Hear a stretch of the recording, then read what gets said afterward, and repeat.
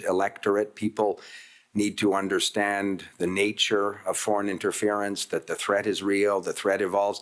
We've been talking about this publicly for 6 or 7 years. So have the security agencies as well, and CSIS, for example, in their reports. So on the one hand, we do absolutely accept the need to maximize public understanding of these issues. That is one of the best ways to detect and disrupt attempts to interfere in electoral processes. But as you noted in the question, there is also an obligation by law imposed by statute on the national security agencies to protect certain classified documents, certain classified information, because they have an important responsibility to protect Canadians and democratic institutions. And to do that, they need to have access to intelligence products that come often from allies. I am struck, and come with caveats around disclosure.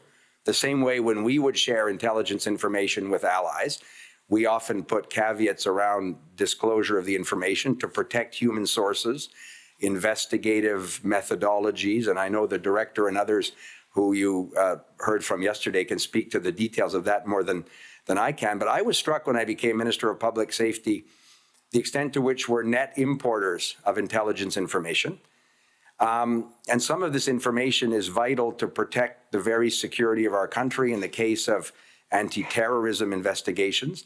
So most modern democracies have intelligence services with legislated rules around protecting sources, protecting disclosure. That's essential for them to do the work that parliaments ask them to do.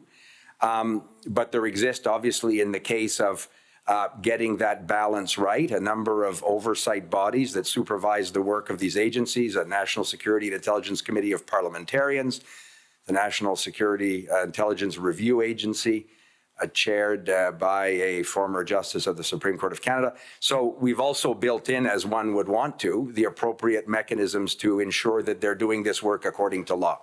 Okay, so there's a lot in that answer, so I'm going to unpack it a little bit with you now. I think you referred to first, it's not a binary. That's something that we heard from Mr. Vigneault yesterday. So probably a little early in the morning for philosophy, but can you unpack Maybe he that? borrowed a line of mine. I saw him say that, and imitation is the greatest form of flattery. You never know. So would you agree with me then that transparency is something that's necessary to combat foreign interference? It's not a plus, it's not a bonus, it's fundamental to the enterprise. Absolutely. Okay. And I'll take you back to the net importer idea in a bit, but I did want to put to you something more specific right now, which is that I'm sure you're aware of, there's a letter from the Department of Justice to the Commission that was sent on December 15th, along with 13 redacted documents that we'd asked the Department of Justice to provide. There's a lot in that letter. There's no need to pull it up. I'm not going to refer to anything super specific, but the letter says a lot of things. But one of the messages, definitely, is the government's position that full public disclosure of all of the information to which the Commission becomes privy is, if I can put it this way, an unlikely outcome given the highly classified nature of that information. So at least one of the parties to the hearings this week has described that as an inauspicious start to the public inquiry. So I'll ask you for your response to that. The inquiry was born out of the terms of reference that were agreed to by all recognized parties in the House of Commons. Every line and every word in those terms of reference was agreed to by all recognized parties in the House of Commons. I personally negotiated for many weeks with my counterparts in opposition parties. And in those terms of reference, there are a number of, I think, appropriate mechanisms contemplated to deal with what we talked about a moment ago, the appropriate balance in allowing the Commission to do the work that Canadians want the Commission to do. The government, of course, is ready to work with the Commission, and I think officials said that yesterday, to ensure that any information that the Commission decides it wants to make public can be done so in the appropriate way. And the terms of reference contemplate, for example, summaries of particular information. There can be in-camera hearings with summaries produced. There are a number of ways the government will help its right to release documents, and the independent special rapporteur had used that mechanism a lot, where officials will work with your colleagues to ensure that documents and information can be written in a way that can be released. And I won't repeat it, but for the reasons that I said earlier are important to protect the agency's ability. It's not that these security agencies want to keep the information private out of just because on their own they want to do that. It's because, as the director and I just said, there are very, I think, understandable and lawful reasons why that has to be done. But the terms of reference deliberately, and these Part D hearings are also very much part of that effort, so that Canadians can understand the balance in this space. The Commission, of course, has access itself to all of the most classified documents in this area. I think that's important too. I think it's important that Canadians understand that as the Commission releases its reports, the Commission will have access to obviously unredacted documents and access to all the witnesses it thinks are appropriate to provide the information. But the public release of that information, for the reasons that have been communicated, is necessarily balanced by the need for these agencies to do the work. And of course, there are other mechanisms also contemplated in terms of if there isn't a satisfactory outcome, there are other appeal mechanisms that are obviously available at all moments. OK. Et là, je vais vous And here I'll bring you back to what you said a few minutes ago, is that we spoke a lot this week of the limitations to the possibility of revealing to the public some classified documents, and I don't want to spend too much time on this, but there is one question I'd like to ask you.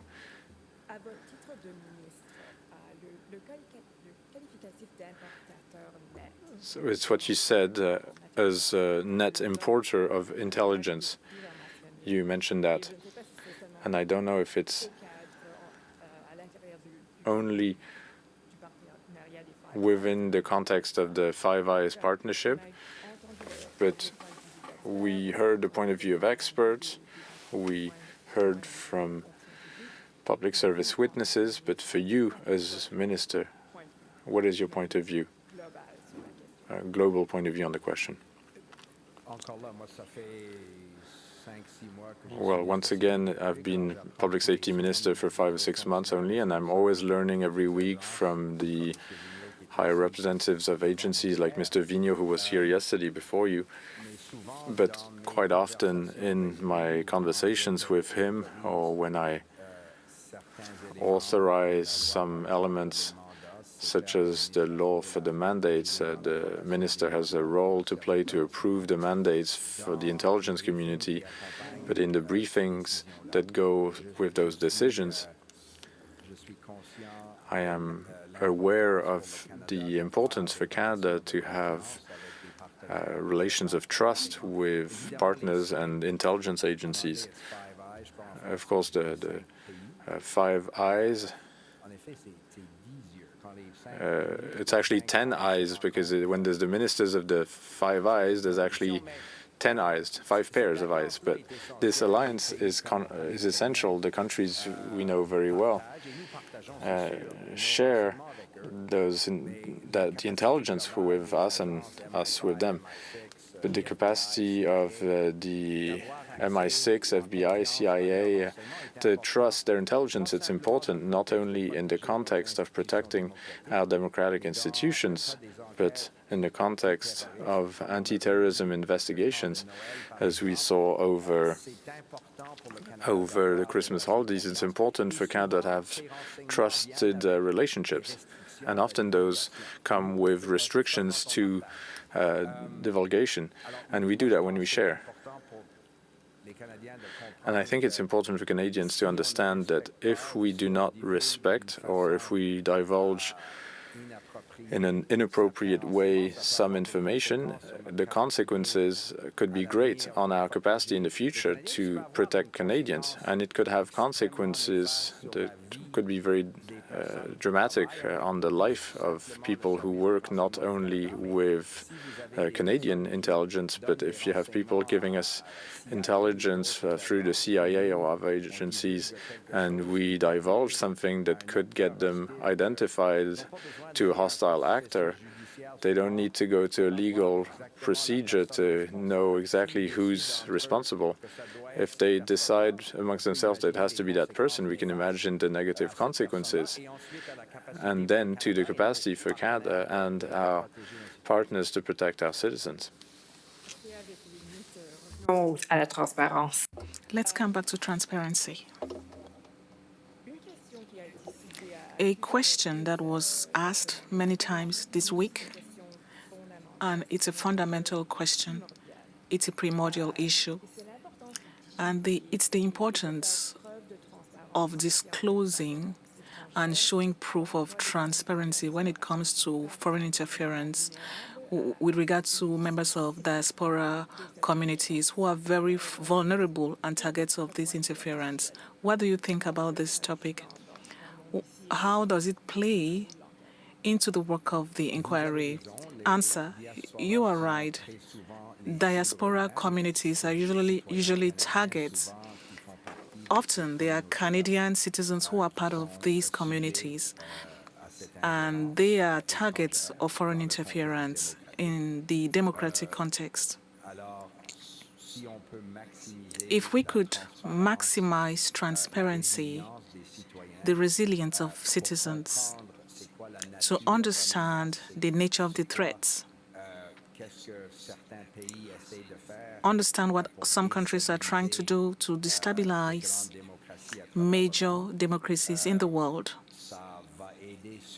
this would surely help people recognize foreign interference that is inappropriate or illegal. And that is one of the best ways of having an electorate that is able to understand the threat, the tactics used by some foreign actors that are trying to interfere. It's the same thing when we talk about disinformation. This also represents a significant threat in the management of democracies and the right of citizens to freely choose their government. That is why we established, and I'm sure you've heard about this, the Democracy Protection Plan. We were the first government to establish such a plan at various levels at the 2019 elections. It's Madam Gold, who was Minister of Democratic Institutions at the time. She's the one who did so. And following the 2019 and 2021 elections, that plan was revised. Former Deputy Minister Rosenberg revised some of the measures that were in place. The idea of having 5 senior officials during the electoral period with a mandate from the Council of Ministers, their non-partisan expertise, Deputy Minister of Foreign Affairs, in a committee presided over by the Clerk of the Privy Council.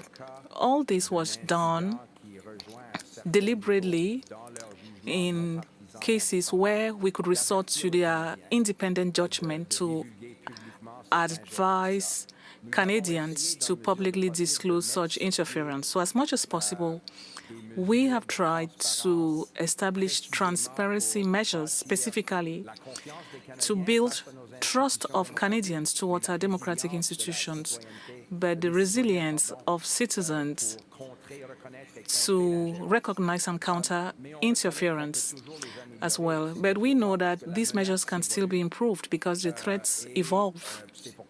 And that is why we, on several occasions, revised, adjusted the measures. And the work of your commission, Madam Commissioner, will be an essential element that will once again help us reinforce and adjust the measures that are in place, while recognizing that the role of transparency, of understanding, are some of the most important measures we can take. Me to the next series of questions, which are specifically about the role of this public inquiry in transparency and in the context that we've just been talking about. So, Mr. Clerk, if I could ask you to pull up the English version of the interview summary, which is WIT bunch of zeros 1. And just scroll down to around page 4. So, Mr. LeBlanc, I'm going to begin by essentially citing your own words to you here. The Le Blanc-Charette report, I believe it's called, Countering Foreign Interference, an Evolving Threat. So just for the record, the document number is MDC bunch of zeros 2. It's in evidence, but we're just going to work from the witness summary there. So around the middle of the page there, you'll see it. It says, we'll find further, the government, including responsible ministers, as well as national security and intelligence officials, will find further opportunities to keep Canadians informed of the extent of foreign interference affecting all aspects of society, including in their democracy. Engaged, informed, and resilient citizenry is one of our best defenses against attempts to undermine our democracy and its institutions. So stopping there, would you just agree with me, Mr. Minister, that this public inquiry is a golden opportunity to do exactly what you said here? Absolutely. And the fact that you're beginning this week with Part D of the mandate is very much in line with what we hope will be exactly what Madame Charette and I wrote in this report. Okay, and in order then for the inquiry to succeed in that mandate, that's going to take the government really working with the commission with the aim of revealing and disclosing as much relevant information to the public as possible for all of the reasons that we've just talked about. Absolutely, I agree with that. Okay. And I think that the officials, as I saw yesterday, reiterated the commitment that we've obviously made to the commission, and my conversations with them is this is a very important priority for the government, and they need to be available and work with the commission, of course, to fulfill the mandate and exactly in the space that you just described. Okay, so that brings us to the issue of disclosures, really, and disclosure decisions. So, Mr. Clerk, can I ask you to bring up the Department of Justice's, or the Government of Canada's, rather, institutional report? It's CanDoc bunch of zeros 3, and scroll down to around page 16, please.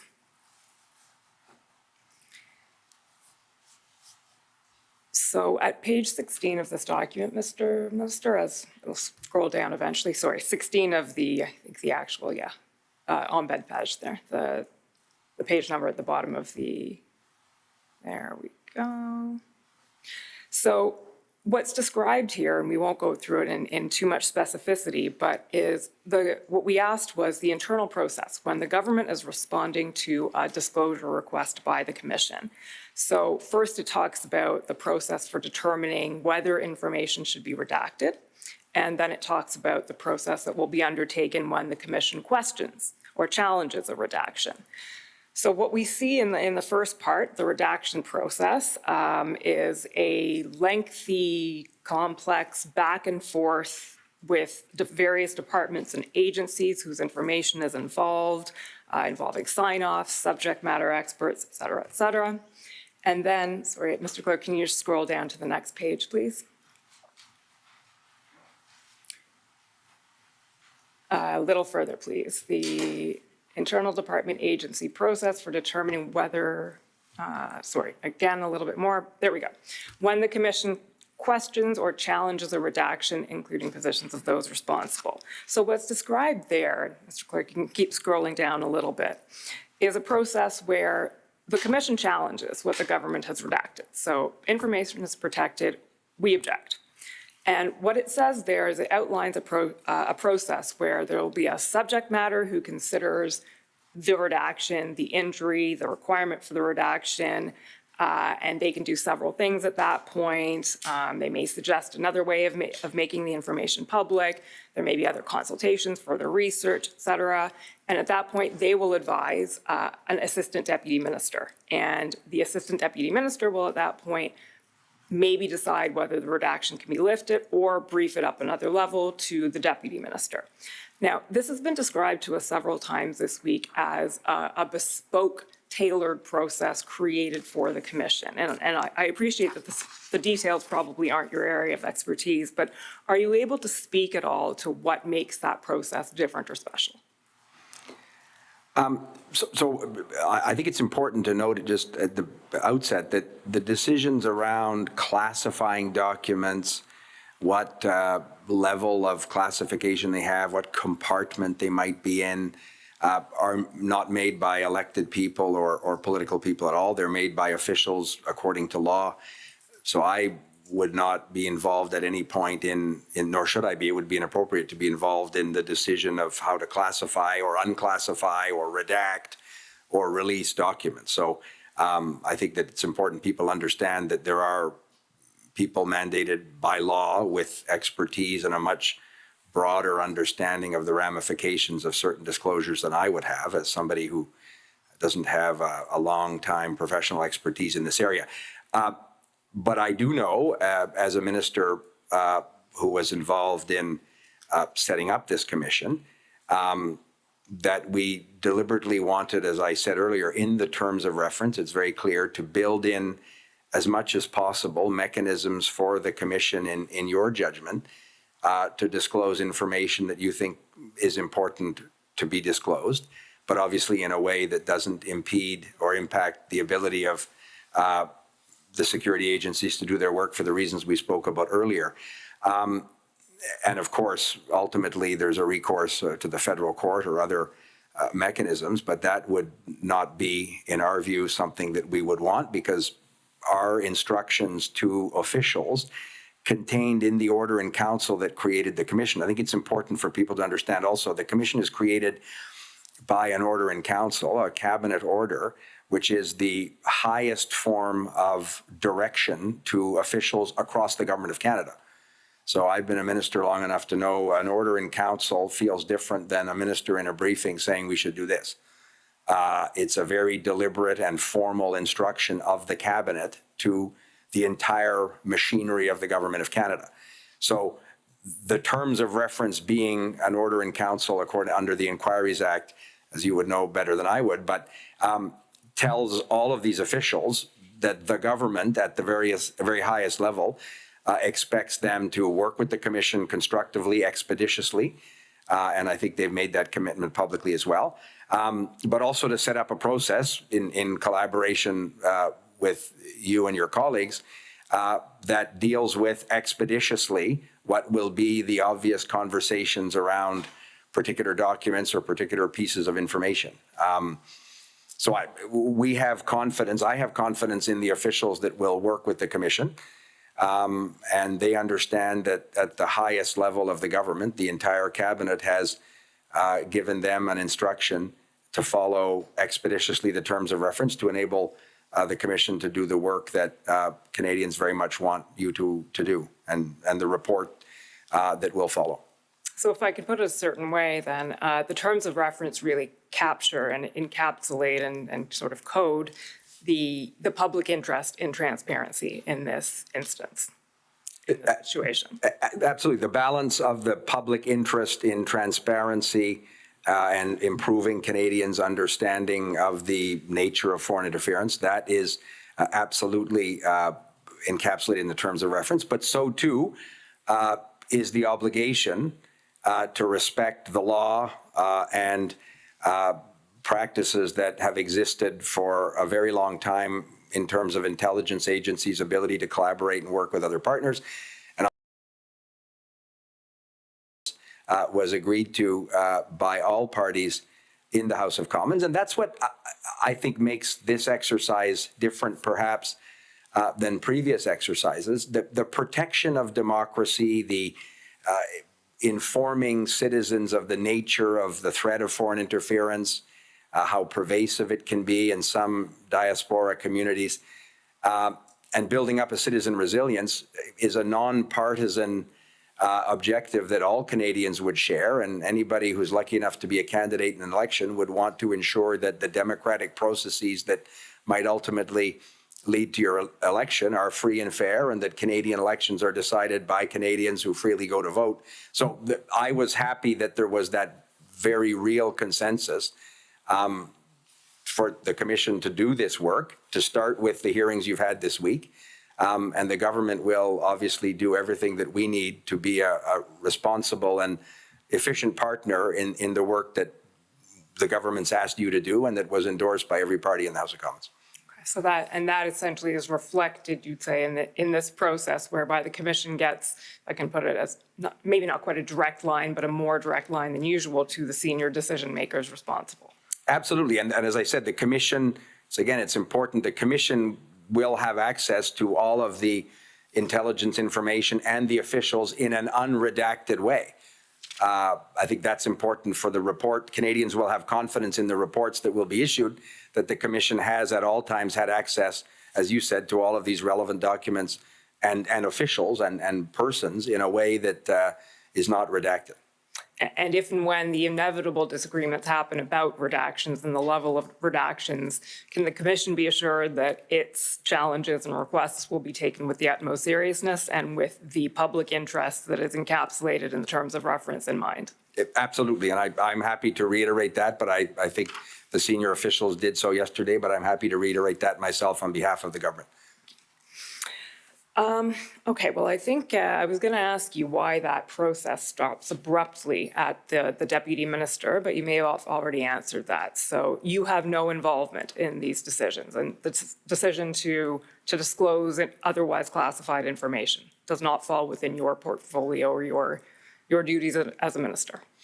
No, I would not participate in the decisions around classification or disclosure of sensitive intelligence information.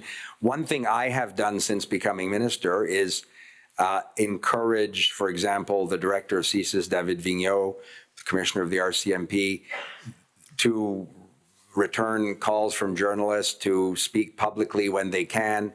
I think it's important for Canadians to understand, in the area of foreign interference, of course, but in other areas, I think that it demystifies a bit the work that the thousands of women and men who work in these agencies do very well for Canadians. So I've encouraged them to be open and available to speak publicly about the work they do, obviously in the appropriate way, because I think it will reassure Canadians and it demystifies some of the work of these agencies. But with respect to the specific, for example, the assistant deputy minister, the subject matter experts, that is handled by a nonpartisan public servants with the expertise. There's no political involvement in those decisions, nor would it be appropriate, in my view, to have a political role in those specific decisions.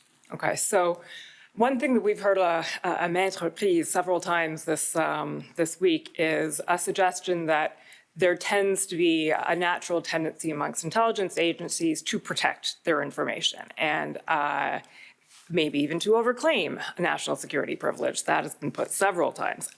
So I'm not going to ask you whether you agree or disagree with that, but assuming for the purposes of this question that it's true, is there anything that you as a minister can do about that? Again, can I direct them that document X should not be top secret, but should be protected B, or should we release this or that information on an investigation? No, that would be inappropriate, and it would lead to outcomes that would be less than ideal if an elected person without that expertise was in the granularity of the classifications. But as I said earlier, they understand the government's desire. No, it's more than a desire, it's an instruction of the government for them to work with the Commission to fulfill your mandate. It wouldn't be an order in council if that wasn't a clear instruction from the government. But in my interactions with them, as I said, particularly in the area of foreign interference, where, as we said earlier, an informed, resilient electorate is one of the most important ways to detect and counter and disrupt attempts to interfere. There seems to be a special responsibility for all of us, but particularly for the nonpartisan experts who do this work for Canadians, to speak about their work and why they're doing it, and help citizens understand the nature of the threat of foreign interference.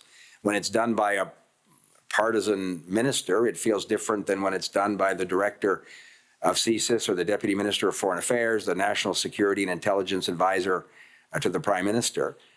So we as ministers encourage these senior officials to be available and as open and transparent with Canadians as they possibly can be. And what that hopefully looks like in the context of this inquiry is making as much information as reasonably possible available to the public. Agreed, absolutely. Okay, moving to a slightly different topic here. I'm wondering if you can tell us a bit this morning. It's something that was spoken about in your interview, but how is top secret information dealt with within cabinet? And by that I mean there's really three sort of questions or aspects that we're interested in hearing about. One is simply, are cabinet ministers cleared to see top secret information? Do they automatically get everything, or is there still a need to know principle applied? And do cabinet meetings routinely involve the discussion of top secret information? Again, I'm not an expert. The Privy Council office can speak to cabinet documents being classified. Many of the cabinet documents that all ministers would see routinely are classified as secret and subject to cabinet confidence. In the case of intelligence information, national security information, as you would know, many of the documents are classified as top secret. My understanding is that before one becomes a minister, there's obviously a robust background check that takes place with RCMP, with CSIS, with other agencies, Revenue Canada.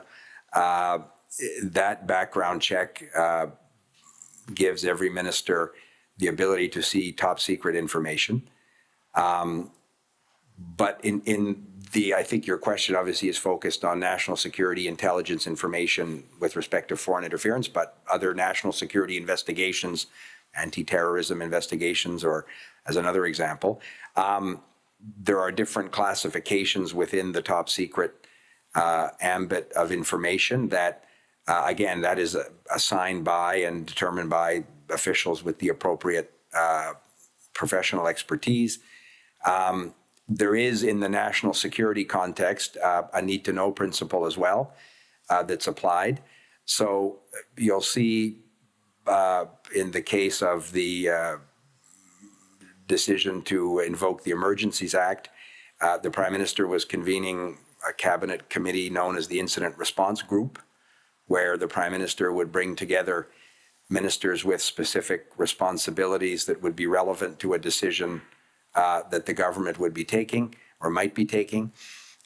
He created the National Security Council after the last election, or last cabinet shuffle in the summer. That group regularly meets. It's chaired by the Prime Minister, and it includes the most senior officials with responsibility for the different agencies involved in this space. That is now, since it was created last fall, from my experience, the place where many of these issues are discussed in cabinet. It's a group of ministers chosen by the Prime Minister with the appropriate senior officials. Those meetings look at a whole series of national security elements, and it is in those meetings that typically the most sensitive intelligence information would be discussed. It is my experience that it would rarely be in a full cabinet context, although at various times ministers will provide updates at a high level to cabinet on some of these issues. But the discussion and the decision-making forum is often a committee of ministers that the Prime Minister would bring together. And it was more formalized, as I say, last fall with the creation of the National Security Council, of which I'm a member, and those meetings are held regularly on a whole range of issues. So it sounds like from what you're saying, the need-to-know principle applies within cabinet, and subject to that,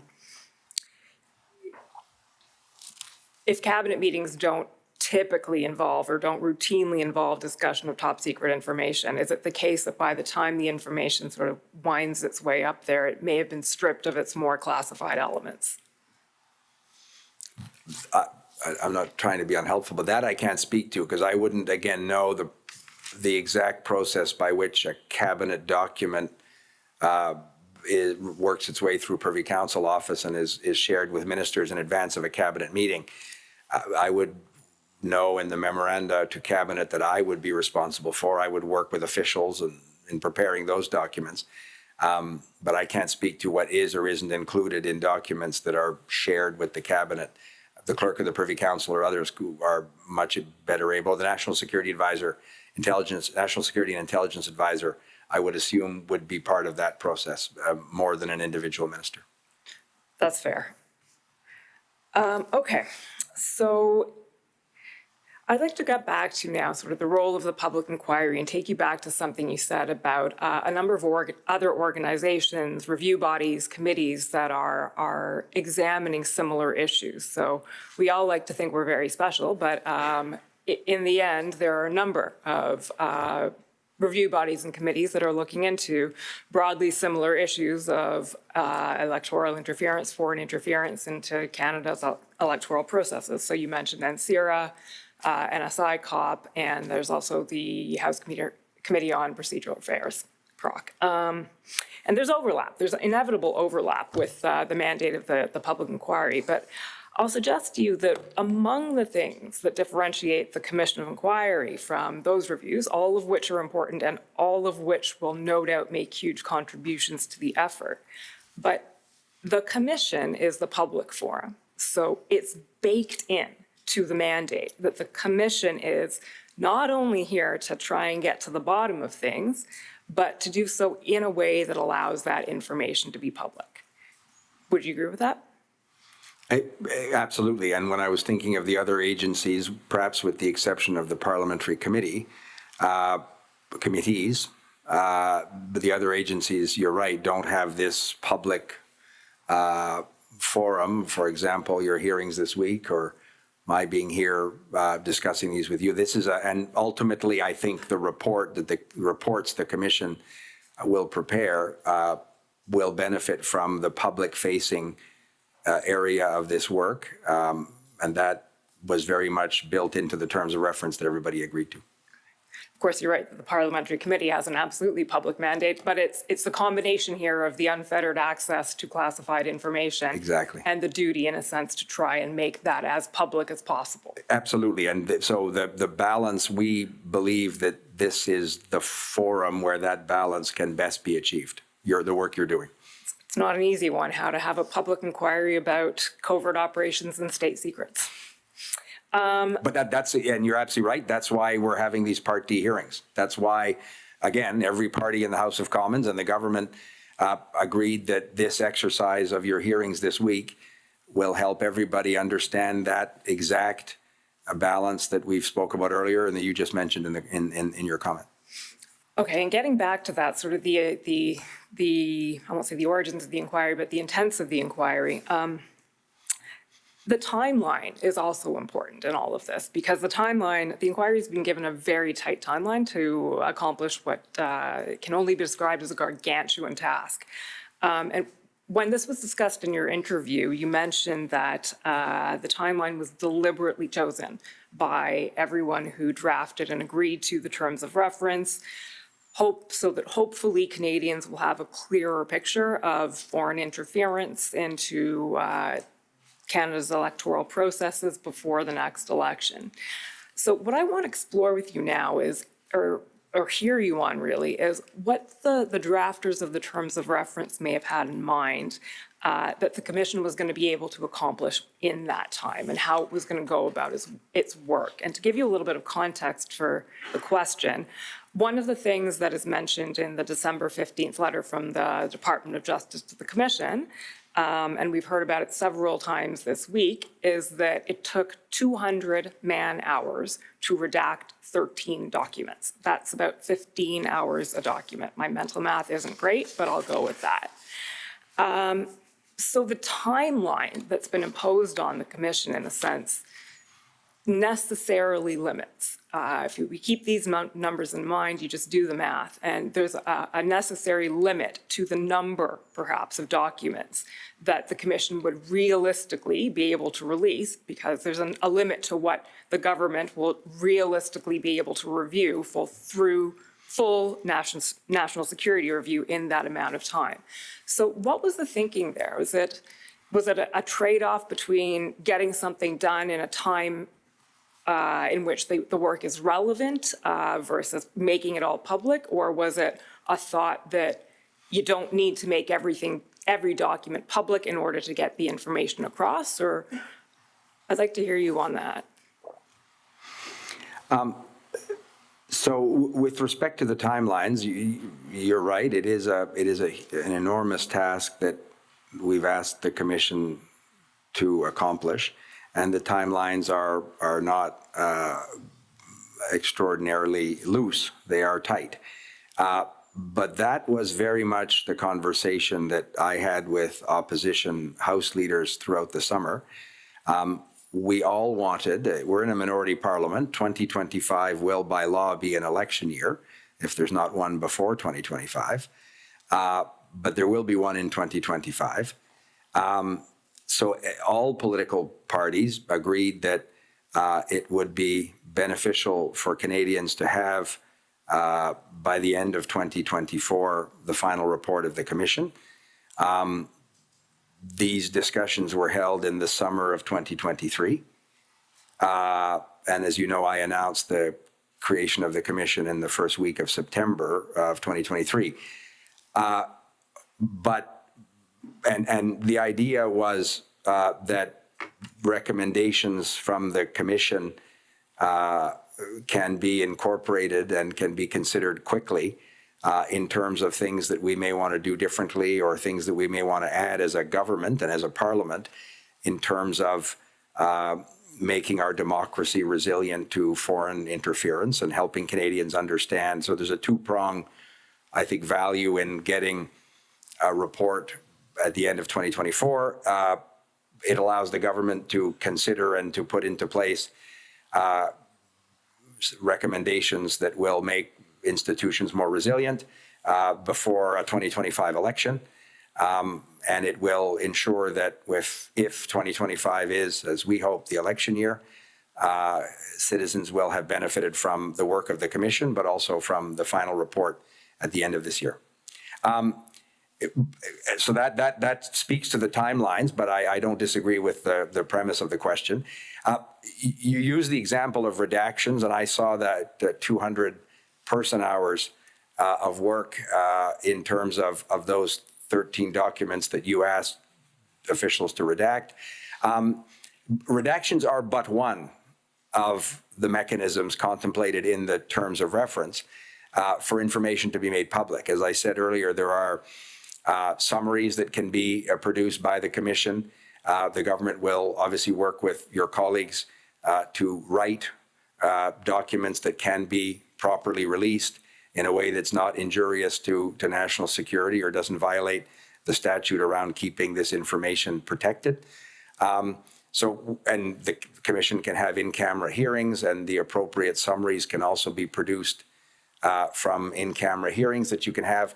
So we wanted to, as much as possible, build a series of options for the commission to be able to achieve its mandate in the most efficient way possible, but will be governed by the choices, obviously, that the commission makes in this space. And as I said, officials understand that they need to be available and expeditious to do this work in the most timely way possible.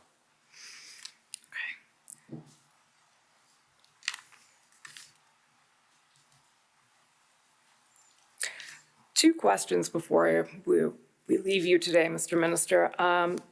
The first of which is, you mentioned that you called the inquiry in September 2023, and I think everything we've heard from you today, certainly, and much of what we've heard over the week, is that it's a great idea to have a public inquiry. We're here, we're going to do a very important job in making information public to Canadians about the issue of foreign electoral interference. So why didn't you call a public inquiry to begin with?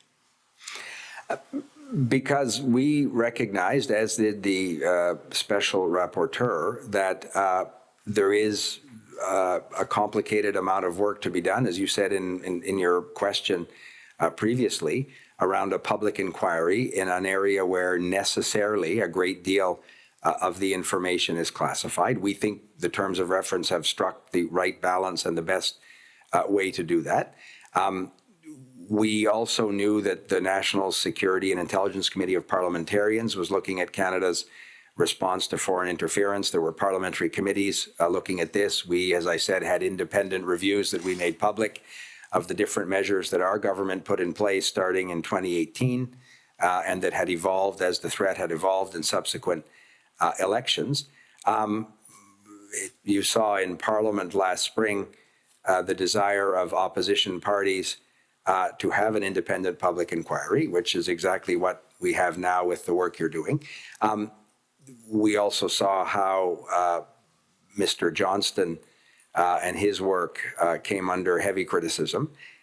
That's why, and I said it when I announced the creation of the commission in September, the best way to ensure that your work can be done free of partisan attack is to ensure that every recognized political party agreed to and participated in the drafting of every word of your terms of reference, and of course in the choice of Justice Ugg to preside the commission. So we think that that is a significant, it wasn't easy. We spent a lot of time over the summer, all of us working on this, but I'm very proud of the work that I did with the opposition House leaders.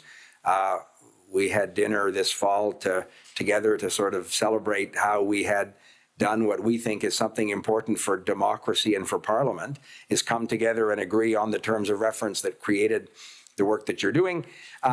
So we're very happy as a government that this nonpartisan, rigorous and thoughtful work can be done.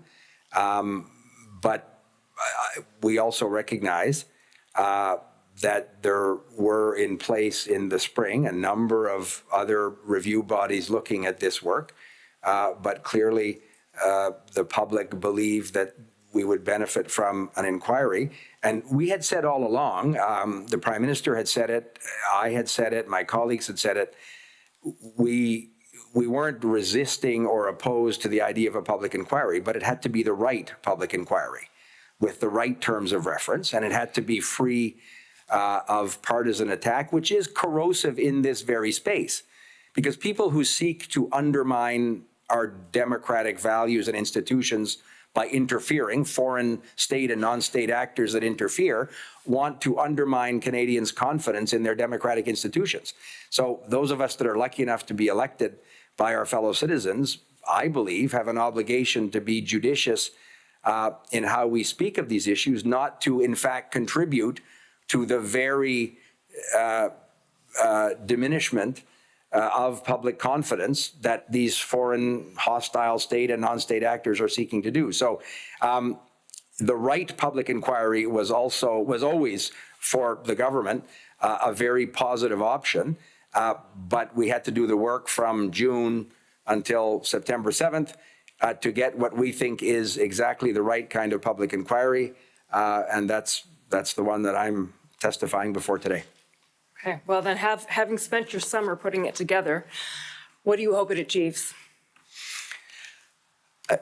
I hope very much that it's a very significant step, as I said, I think at the opening of my comments, to building up citizen understanding and resiliency. The nature and the threat of foreign interference in democratic processes, and not only federal ones. I've had conversations with provincial premiers about their concerns also around provincial elections as well. the best and most effective weapon to detect and counter and disrupt these efforts is often citizen understanding and the protection of diasporas that we discussed, diaspora communities that we discussed earlier. So we think that the public will benefit enormously from the public-facing work that you'll do this year, but will also benefit from the reports that you'll publish, because this is a rigorous process established under the Inquiries Act, but benefiting from multi-party support in the creation. So that should reassure Canadians in the findings and the observations that the Commission will release, that this is some of the best advice to Canadians and to the government of what we can continue to do to evolve mechanisms that are in place to ensure that institutions are resilient and protected from an evolving threat of foreign interference. Thank you, Minister. Madame la Commissaire, ce sont mes questions. Merci beaucoup. Merci. Thank you very much. So we have cross-examination planned. The break should be at 11:15, but the first cross-examiner has more than 15 minutes to cross-examine. I think it's Mr. Leblanc this morning, John Mather. Do you prefer that you take the break right now and that you start after the break, just to make sure that you're not interrupted, or you're ready to go on for 15 minutes and then we'll break? To say a famous litigator phrase, I'm in your hands, Commissioner. I'm content to proceed. I don't expect I will be more than the 15 minutes that have been allotted. Okay, so I invite you to come at the podium, please.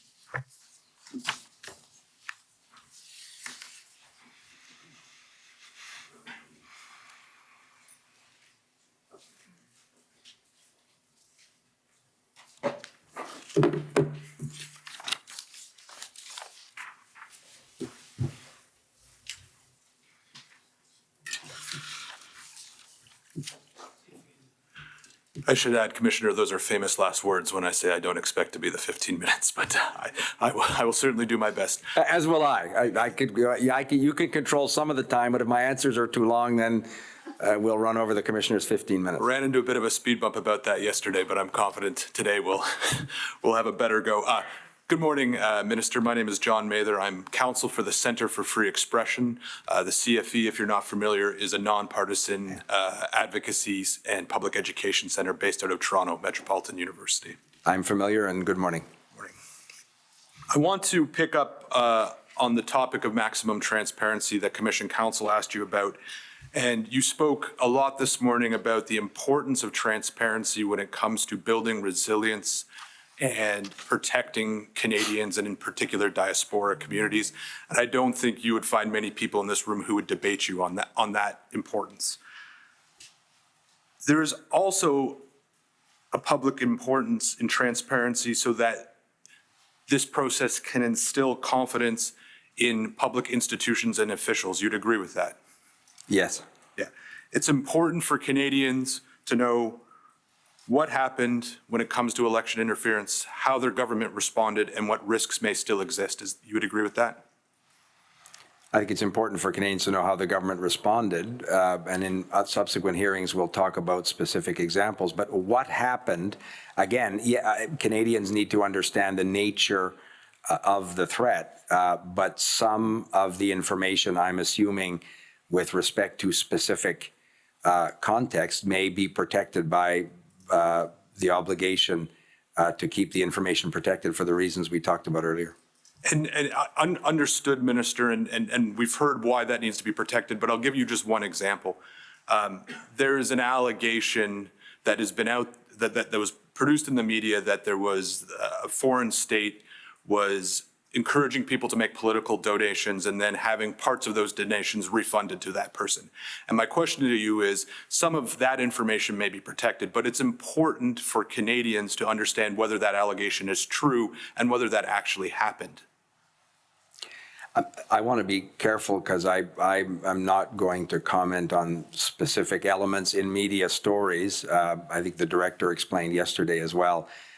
We're not going to publicly confirm the veracity of what appeared in some media articles, but I do agree with you that allegations of that nature would constitute unacceptable foreign interference in our elections, and Elections Canada and other agencies can investigate those particular allegations. As you know, there are robust laws around electoral financing, and the Commissioner of Elections has a legislated mandate to investigate that kind of work.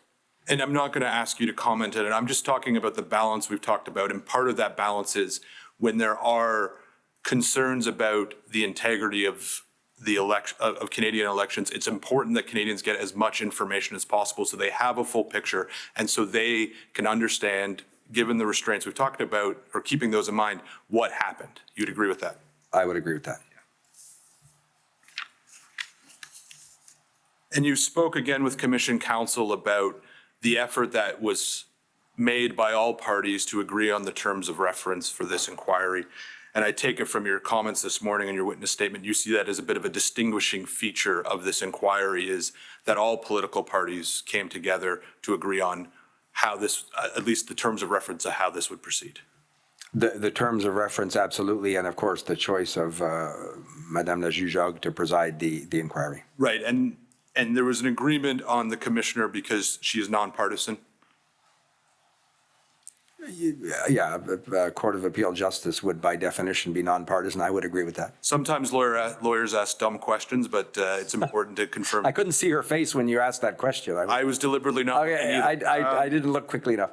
And you would agree with, and the commissioner was appointed because she has the necessary expertise, skills, and qualifications to achieve that difficult balance that we've been talking about this morning. In our view, that's absolutely the case.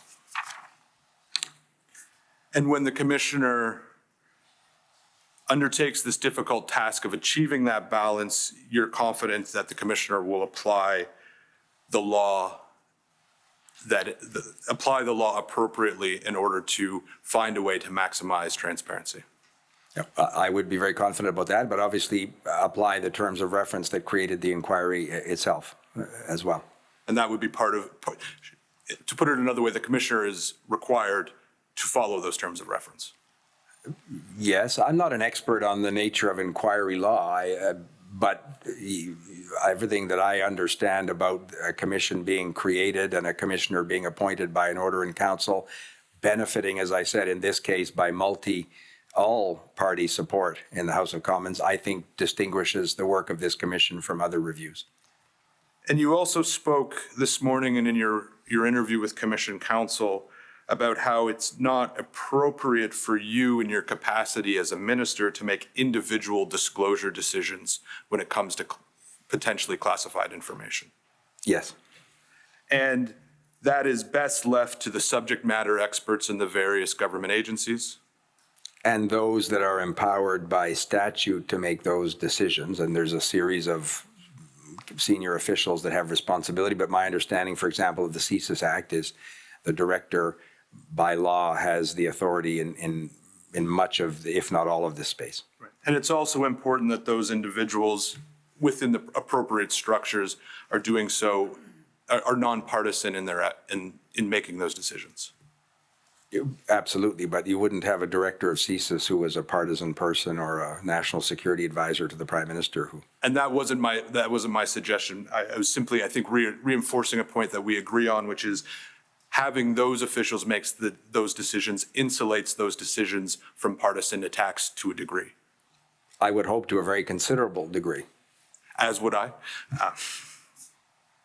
You also spoke with Commission Counsel this morning about the fact that it remains a possibility that the commission, that the government could take the commissioner's decision on whether to disclose something to the federal court, but that you hope that that doesn't occur. The government, again, I'm not an expert in how the federal court rules or the oversight of a commission of inquiry. I'm not trying to be difficult, but there are people who can better speak to legal appeals in this space than me. But I was assured that obviously the Government of Canada and its officials will collaborate with the Commission, and we would hope that the Commission can conclude its work without any of those sort of draconian circumstances to be required. And to be clear, Minister, I'm not asking you to give any legal opinions or anything like that today, but what I heard you say this morning is you hope we don't find ourselves in the federal court or something along those lines. Absolutely. Absolutely. And again, we want to avoid the draconian outcome. We want to avoid that process, but that remains a possibility. And I take it, if there is a decision to be made about whether or not to challenge one of the commissioner's disclosure decisions, should that occur, that decision will also be made by the nonpartisan senior officials?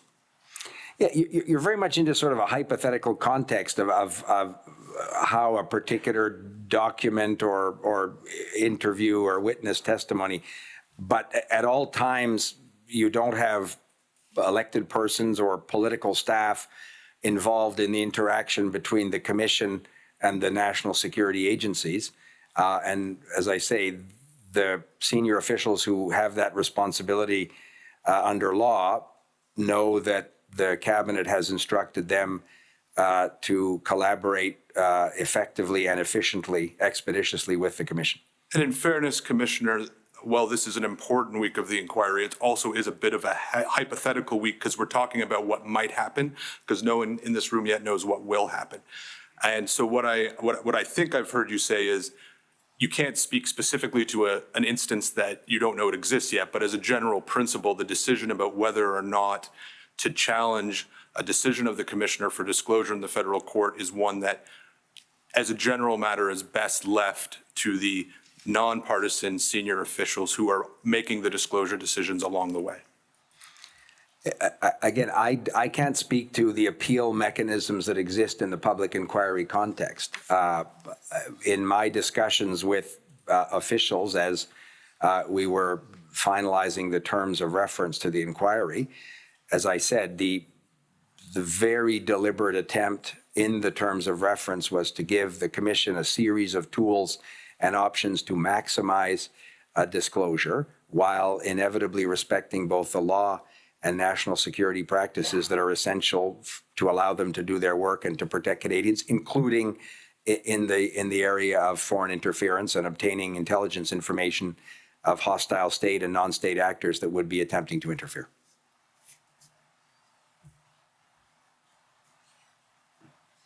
Another topic that Commission Counsel raised with you this morning was a notion we've heard about a tendency to overclaim national security privilege. And I'm not going to ask you whether you agree or disagree, because I appreciate that's not your area of expertise per se. But would you agree that if the Commission finds that there's room to push back on the government's claims, that the Commission should in fact push back? Again, I don't speak for what the Commission ultimately will say publicly in hearings or in the reports, but the government very much wants to be collaborative and available to allow the Commission to do its work, and any recommendations that flow from the Commission in the report or in other fora will be studied very seriously by the government, of course. And maybe I'll put it this way. If the Commission forms the view that in a particular instance, there's been an overclaiming of national security confidentiality, would you want the Commission to share that view with the government? Yes, and I would want the government officials to look carefully at what we would do to respond to a recommendation hypothetical that you just offered. You're, I think, a bit ahead of yourself imagining what the Commission report will be. But I said at the beginning, we will be obviously anxious to study very carefully and quickly any recommendations that come from this Commission. And as I said earlier, Minister LeBlanc, I appreciate your qualifications about the hypotheticals, and typically we wouldn't ask hypothetical questions, but this is a hypothetical week. And when I wouldn't, this is a hypothetical week. I wouldn't describe it as a hypothetical week. And I'll take that back a bit. What I meant is, this is a week where we're talking about this process, and so we have to anticipate what may or may not happen. And so that's where these questions come from. And it will lead to my last question for you, Minister LeBlanc. As you pointed out, the senior officials who testified yesterday, and I would say also in your testimony this morning, have made commitments to work with the commission, to assist them to maximize transparency, and to do what they can within the confines to make this as public as possible. And we've heard that, and the parties have heard that, and the public has heard that. But I take it you would also agree that ultimately the government will be judged in this commission by their actions in living up to those commitments.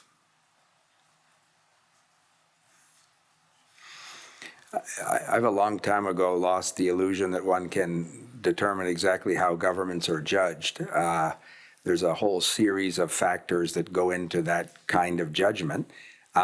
Canadians expect our government that created the commission with the support of opposition parties to respect the terms of reference and to assist the commission in any way possible. And that's exactly what we are doing and will continue to do. So I have total confidence that the officials for whom I'm responsible, but my colleagues, officials as well, will do the work that the cabinet has instructed them to do. I'm not pessimistic at all in that space. Okay. So Canadians can expect that the government will live up to the commitments it's made this week.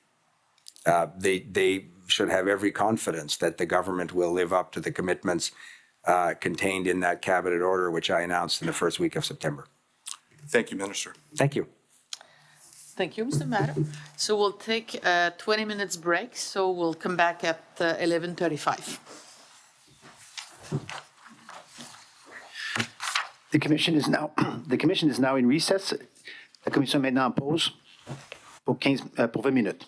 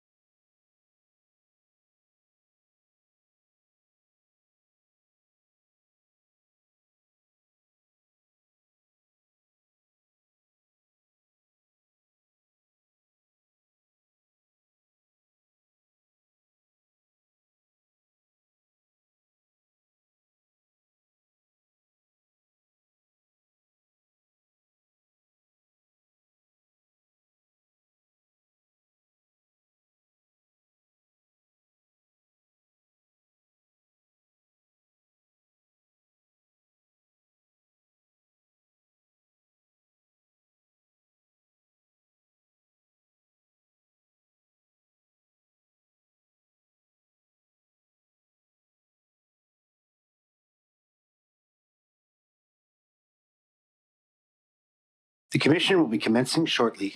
La Commission commencera sous peu.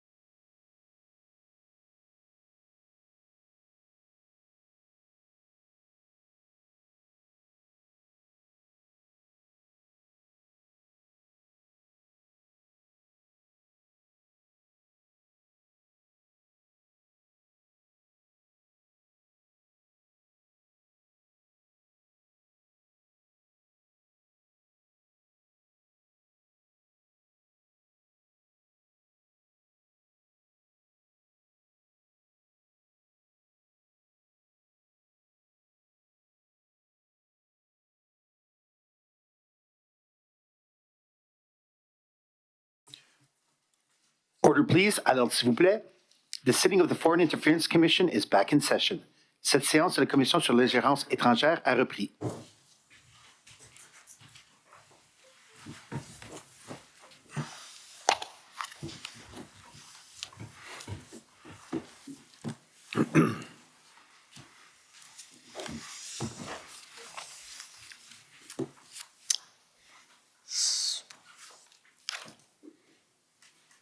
So the next one is Maître Leblanc. For 15 minutes, Maître Leblanc? Yes.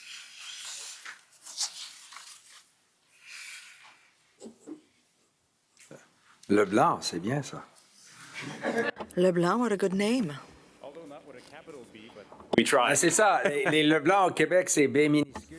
Yes, small cap in Quebec, capitalized in New Brunswick. Good morning, Minister Leblanc. Good morning. I am Christian Leblanc. Coalition comprised of a few medias, le journal La Presse, Médias Québécois, QMI, Groupe TVA, CBC, Radio-Canada, Torstar, CTV, et Global. Thank you for your testimony this morning, and I for one, am happy that you reiterated that the terms of reference are that much stronger and gives a very clear message, amongst other things, about transparency. That being said, very concretely and practically, there is a letter from the Government of Canada accompanying the famous 13 documents and the famous 200 hours that basically says that the government says that it's not sustainable to do this, and we can put it up if you want. Not necessarily. I can read it to you. It's Can 1. It says NSC review is not sustainable if replicated over a long term, and it also adds it will not be a productive way to do this. What can you say to this commission and the Canadian public to reassure them that nonetheless the government will do the job and will look at documents and will redact them if it's possible? I would start by saying that obviously the Commission will have access to all documents in an unredacted way. The Commission itself will have unfettered access to relevant witnesses and documents in a way that clearly will not be redacted. That's an important reassurance to Canadians. The second reassurance is, again, I've of course read the letter from the senior counsel for the government, the December 15th letter. That was in response to a request from the Commission on 13 specific documents as an example of a redaction process. Those documents were written obviously for specific consumers of highly sensitive intelligence information. That's why those redactions s'imposaient or were required. But the terms of reference, as I mentioned earlier, contemplate other mechanisms that the Commission can use to make public as much information as possible, summaries of documents. The government officials will work with the Commission to write reports precisely that can be made public. There can be in-camera hearings of the Commission, and summaries can also be prepared. And ultimately, the Commission's report will be made public. And that report will, as I say, benefit from the Commission having seen all of the documents in an unredacted way, of course. No, I understand that. But again, precisely, did you have any conversations with the government to the effect that if you're asked by the Commission to do this job, to redact documents, to look at documents, you'll have to do it? I mean, my colleagues are sitting over there and everybody are doing their job. I'm not, with all due respect, but did you have any discussion to say, I don't care about 200 hours. I want you to do the work. If the Commission asks you to do this work, the redaction of documents, the looking at secret documents? So I want to be very precise because it's an important question. I would not give direction, nor would it be appropriate, as I said earlier, around the specific redactions of a specific document. I'm not asking that, Mr. Right. Minister. And I'm asking, do the job. But you asked if I had discussions around redactions, not document specific, of course. I have consistently urged, as I mentioned earlier, officials with whom I work to be transparent and accessible and open to the media, to many of your clients, and to participate in public fora. I don't need to specifically instruct officials, although they know that it's very much my desire or my objective, because Cabinet itself passed an order in Council, which is, as I said earlier, a much more formal instruction to the entire machinery of the Government of Canada, the public service, to collaborate with the Commission according to the terms of reference, which are very precise in this space. But I have every confidence that they're doing that work and will continue to do that work. And in no way would we seek to use the amount of work necessary on our part to allow the Commission to do its work properly to be an empêchement or a source of delay or frustration. So there will be a very robust good faith effort on the part of all of these officials. Okay, I'm happy to hear that and that everybody can hear that here. I think it's important. For the other mechanisms, one of the other mechanisms suggested is summaries. In other words, summaries of testimonies that were held in camera because there may be some secret, confidential, top secret information, or summaries of documents. I don't know if you heard everything yesterday, but I brought up the fact that that was a very big problem in the Arar Commission, where Justice O'Connor in his report says that unfortunately, and I'm paraphrasing, but the document is there, Mr. Minister, Justice O'Connor says, around pages 301 and 302 of his report, that unfortunately the government had maintained that information and documents were confidential for over a year to right before the report was published, abandoning that. And in effect, making the fact that the Commission was not able to divulge summaries to the Canadian public during the Commission. Actually, Justice O'Connor says he had to review and change the mechanism because he could never agree, or often he could never agree with the government on summaries. Were you aware that that happened in the Arar Commission, by the way? So I can't speak to what government officials did when I was a backbench MP, I think at the time, almost 20 years ago, of the O'Connor Commission. I was obviously aware in discussions around the establishment of this commission, of how to ensure that precise circumstance is not the case in the work of this commission. And I think 20 years, intelligence agencies have evolved. Federal court cases have increased the obligation on intelligence agencies across the board, and mechanisms have evolved for these senior officials to understand their obligation to disclose as much as is possible and prudent, respecting their other obligations. So I think the context in which these intelligence agencies operate now is different than 20 years ago. But as I say, I have every confidence in the officials with whom I work that they will be available and participatory in a very significant and robust way in assisting the Commission in completing the mandate that Cabinet has enacted. Thank you. And again, I'm happy that you're saying that this morning. But more precisely, if anything has been done by you, what did you do concretely to ensure that what happened 20 years ago in the Arar Commission will not happen here again? Did you had discussions with my colleague representing the government? Did you have discussions inside government to make sure that this doesn't happen again? Precisely on that point. Again, I don't want to repeat myself. I'm not trying to not answer the question, but the best answer to your precise question is contained in the terms of reference that have the force of an order in council, which binds every official and the entire machinery of the Government of Canada in a way that a conversation with a minister cannot. So I will repeat and have repeated to the officials with whom I work that the government expects them to collaborate with the Commission in this work. But I have no hesitation in saying I'm very confident they understand this clear direction from the Cabinet and are very much at work to do what's necessary to support the Commission in its work. And you just mentioned that you had discussions with government official. Did you have discussions precisely on this matter? Make sure, and I want you to agree with the Commission and get the summaries, because it is important and it's one of the mechanisms that we believe would be important in this Commission. As I said, I reviewed the terms of reference of the Commission with the officials with whom I work on a weekly basis.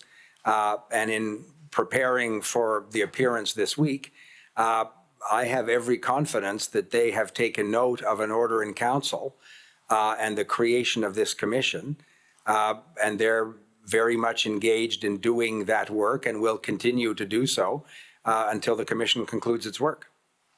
So, and believe me, we're all familiar with the terms of reference, specifically with the ones that talks about transparency. And I'll move on, but for the record, I just want to make sure. So do I get it from your answer that you are trusting these terms of reference and the strength behind these terms of reference, but you didn't have any specific questions or discussions about, with government officials or government lawyers about the need to arrive at a swiftly, timely agreement on, for example, summaries? No, so I want to be precise because I wouldn't want to leave an erroneous impression. Of course, with the director of CSIS and other senior officials, I've spoken about our expectation that they collaborate with the Commission in an expeditious and effective way. They understand the priority the government places on this Commission's work, but at the risk of repeating myself, what's persuasive to these senior officials is an order in council enacted by the Cabinet which instructs them to do that work. And I don't have any reason to think that they will be anything less than efficient and effective and collaborative in this work, but they know, because I've said it to them, that that is our expectation as well. Thank you. I just want to clarify another point. You talk about the importance of the report and the fact that the public will know that this commission will have had access to all of the confidential, secret, top secret information. And I get that. But am I correct to say, and do you agree also, that over and above the report, the work of the commission is also important for the Canadian public, and it's also important for the Canadian public to follow the commission, not just read a report. Am I correct to say that? Do you agree with that? I do, and in fact, this week, I think has been a very good beginning to that public-facing work that the commission will do. And on the merits, so when the commission will actually be looking at foreign interference with different witnesses, do you agree with me that it will be important for the Canadian public to be able to follow that work as much as possible? As much as possible, yes. And I'm not repeating myself, but we understand the limitations of certain witnesses that will appear in public hearings around the disclosure of protected information. But just so that I'm clear, you agree that this is not just a commission, it's a public commission, and therefore the work of the commission is important to be followed by the Canadian public in order for them to understand what happened, what can be done to the extent of the foreign interference. So the work itself toward those goals are important for the Canadian public. Yes, and the terms of reference, again, contemplate that, but also contemplate the balance that necessarily has to be struck that we discussed earlier this morning.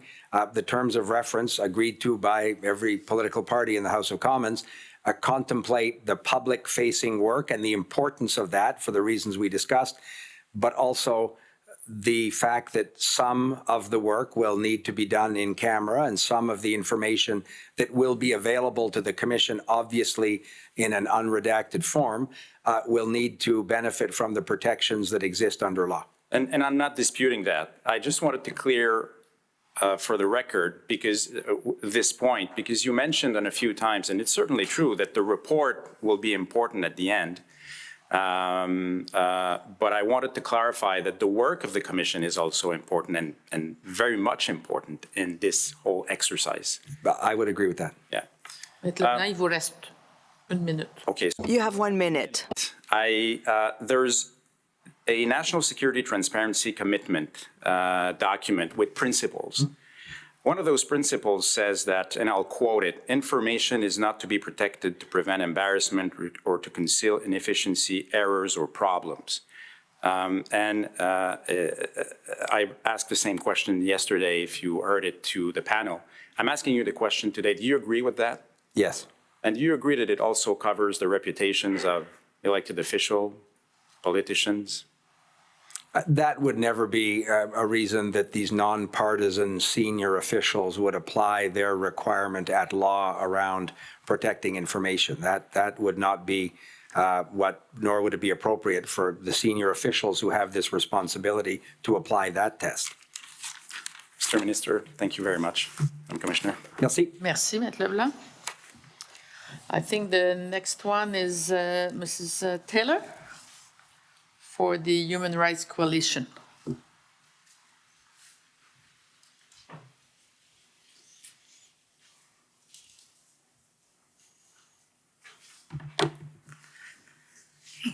Good afternoon, Commissioner and Minister LeBlanc. Bonjour. My name is Hannah Taylor, Counsel for the Human Rights Coalition. The Human Rights Coalition is comprised of community groups engaged in work for the rights of diaspora communities, particularly vulnerable to transnational oppression and the effects of foreign interference. So, Minister, you mentioned being in discussion with senior officials from the agencies with whom you work regarding transparency in the context of foreign interference, but I understand that you have not given direction to officials regarding the decisions to release classified information, and you're not involved in the process of how information is classified or in deciding whether information is disclosed to the public. Is that correct?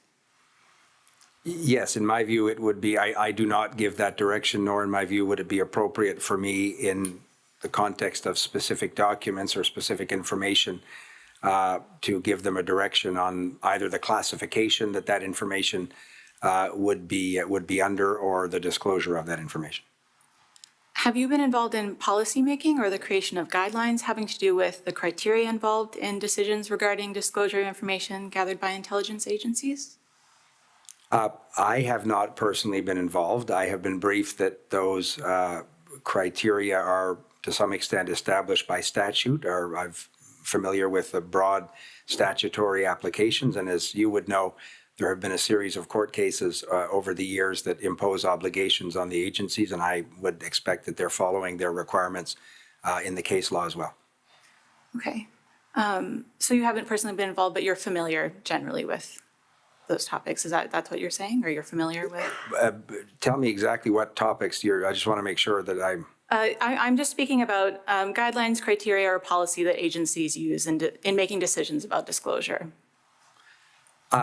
Again, the guidelines and the policies are established by the agencies under law, by virtue of an application of a statute and case law decisions. But as I said earlier, the people with whom I work, the senior officials, know very much, because I say it to them often, the commissioner of the RCMP, the director of CSIS, and others, our expectation and our desire for them to be accessible and available in public fora and with journalists and others, precisely so Canadians can understand the work they're doing. And it demystifies a bit the important work that thousands of women and men do every day in these agencies. Okay, so it sounds like what you're saying, the government should not be involved in the creation of such guidelines, policy, or criteria. That would be up to agencies themselves when it comes to... No, your question was I personally involved in the details of those policies? It is appropriate for the government to set broad policies and expectations of these agencies. Our expectations are that they should be transparent with Canadians to the extent, obviously, permissible under law, and with conscious of their important obligation that others spoke to yesterday in a precise way that I can't, the importance of them being able to preserve their ability to protect human sources, investigative techniques. If they're doing national security investigations, for example, it necessarily has a series of criteria around the handling and protection of information. So a policy or a directive from the government to be as transparent as one can be obviously doesn't obviate those responsibilities, which we expect them to uphold as well. Okay. And so in that policy or directives coming from the government that you're familiar with, has the personal security of targeted diaspora communities been included as criteria to be considered in disclosure decisions? Has that been treated as a priority as in those directives or policies directed by government? So in my conversations, certainly with Director Vigneault, have included discussions about his engagement and the engagement of his senior colleagues as well with the diaspora communities, many of whom you represent. They are keenly aware that, as I said, I think earlier this morning, many of these communities are themselves targets of this transnational repression. It's a circumstance that exists in other countries as well. It's been the subject of conversations of Five Eyes ministers, my meeting with Secretary Mayorkas in the United States, the Homeland Security Secretary in Washington before Christmas. We spoke about the very real threat of transnational repression and its effect on communities. It's similar in other large democracies. So I have been clear with Director Vigneault and others that to the extent that they can, their interaction with these communities and their ability to work with these communities is important. We have a cross-cultural roundtable at the Public Safety Department. I've participated in some of those meetings. That also brings together different representatives of civil society and some of the communities that you would represent.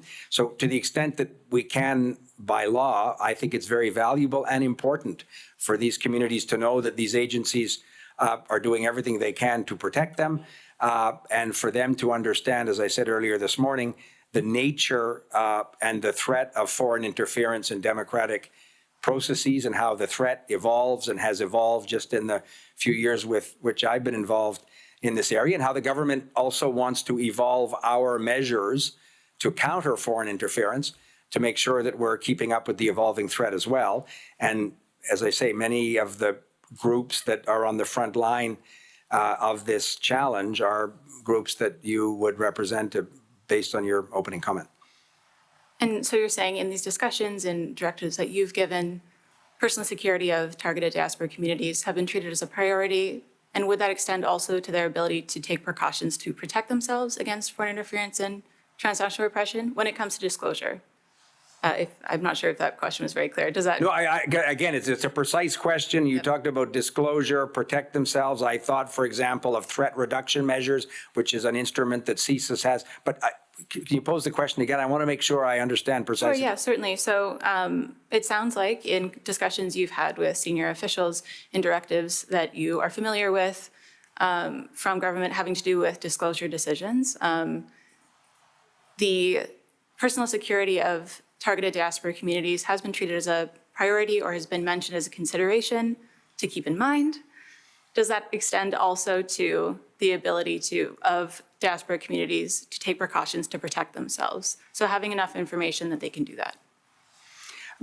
Obviously, for your clients and for the diaspora communities that are targeted by some of this foreign interference, the more information that they can appropriately have, the better they'll be able to detect and deter or disrupt the foreign interference.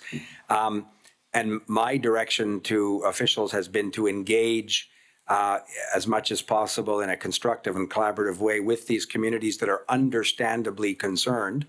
And the public discussion of these issues has heightened their concern. It's also heightened, I think, their awareness of the nature of the threat. And I hope that that builds up their resilience. The only part with which I would want to be careful of your question is I wouldn't, in those conversations, my encouragement, directive, pick the word you want, to the officials was to engage with the communities. I wouldn't have been prescriptive around the disclosure because as for all the reasons that is accompanied by a series of legal obligations. But again, there is an instrument in the CSIS Act, I believe, or certainly in their practice, where they can meet with individuals. You talked about the personal security of members of the community. Those are threat reduction briefings that the director of CSIS and his officials conduct. And again, they can speak to you more precisely about the criteria in which they would engage in that particular kind of work and what would be the disclosure requirements that they would have. They would be best positioned. I do know that they, from time to time, conduct these meetings, and I encourage them to do so as much as is possible under law. But they can speak to the precise nature around the disclosure element in those conversations. Okay, and recognizing that you don't provide specific directions and that is better suited to making specific decisions, of course, best suited to the senior officials in these intelligence agencies, you'd agree that the personal security of targeted diaspora and their ability to protect themselves against foreign interference should continue to be treated as a priority in these discussions and in the Commission's work. Yeah, absolutely, but it's also a priority for the Government of Canada and our security agencies as well, of course. Excellent. Thank you, Minister. Thank you. Thank you. Alors, Maître Sirois, c'est votre tour. So, Councillor Sirois, over to you. Russian-Canadian Democratic Alliance.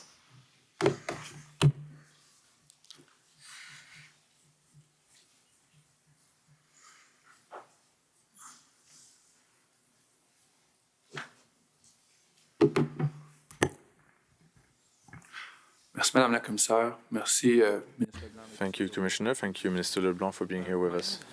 From Power Law, Jurist Power, and I represent the Russian-Canadian Democratic Alliance, l'Alliance démocratique des Canadiens russes. The RCDA is a national nonprofit organization supporting the development of the Russian-Canadian community around the ideals of democracy, human rights, civil liberties, and the rule of law. Ma série de questions. My questions will come nicely after the ones that were just asked by my colleague, Councillor Taylor, who highlighted how the diaspora community can be affected in a disproportionate way compared to the rest of the Canadian population when we talk of transnational repression and political interference. If we can get the document CAN Doc 2, please. It's the letter of the government from December 15th that explains the reason behind the redacting that was done by the document for the 13 documents.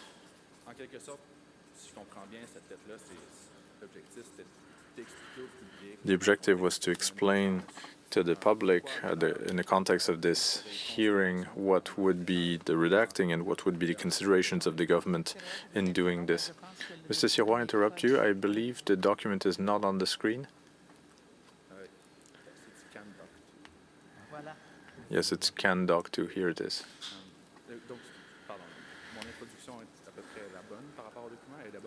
So is my introduction appropriate for this government? Yes, of course, I know this document. And from what I understood, the Commission had requested to the officials to look at the 13 documents and do the redacting that was required as an example of how this process would be followed and the limitations that are imposed in this context. If that's the introduction, then yes, I am familiar with this. I also know, and it's important to reiterate that the Commission will obviously have access to all the documents in full with no redacting. This is an example for potential publication, but the Commission will have access at all moments to the non-redacted documents. And in the decision to divulge public information, we will remember, we heard this week, that there's a balance between interests, the interest in national security and the interest of the public getting access to that information. You understand that balance? Yes. I also understood earlier this morning that you are not involved in the more specific questions of the redacting of a specific document. That is not something that you are involved in. It's not appropriate for you to be involved in the redacting of a document. That's right, it wouldn't be appropriate, and it's not my decision as to how to classify a document or a piece of information. The classification of that is done not by political staff or elected reps. So if we step back and we look at the macro situation, if we had an indication that the public interest was not sufficiently considered in this decision of redacting documents, is that something that you would be concerned about as the Minister for Democratic Institutions? Well, your question is hypothetical. In which circumstances? Because those who do this work understand the importance of that balance. They understand the desire and the instructions of the government for them to do their work well following the law. And as I said, in the field of foreign interference, the capacity of citizens to understand what is this threat of foreign interference, specifically towards the diaspora that you and your colleague before you represent. It will be important as much as possible to give that information. That is part of an essential aspect of resilience to protect the democratic institutions in Canada. Maybe I can be a bit more specific by addressing the document, which is the only one we have to understand, that participants have to understand the reason for the redacting. So if we move down a bit on the document to center that paragraph, we go to point 4 of the last paragraph, that a classified appendix given more information on the prejudice that would come from divulging information. That was given to the Commission but not made public. We're talking of a prejudice that would result from divulging information, but nothing indicates that this document addresses public interest in divulging. There's nothing here that talks of public interest. Well, I'd have to have in front of me the secret document that it's referring to in point 4, because it's difficult for me to comment However, I believe that the head of the intelligence service and other officials explained what the nature of the prejudice could be in this context of inappropriate disclosure. We spoke earlier this morning with your colleague of the intelligence agency to have access. I have other questions and we don't have much time. I wouldn't want to interrupt you, but I'd like to just continue along the rest of this letter to see what it covers. If we can go down a bit more, we'll see the title. There's a few definitions on the information that's classified, sensible, or can bring prejudice, the explanation of that prejudice for public interest, the information coming from CSIS, what are the sources, foreign interference,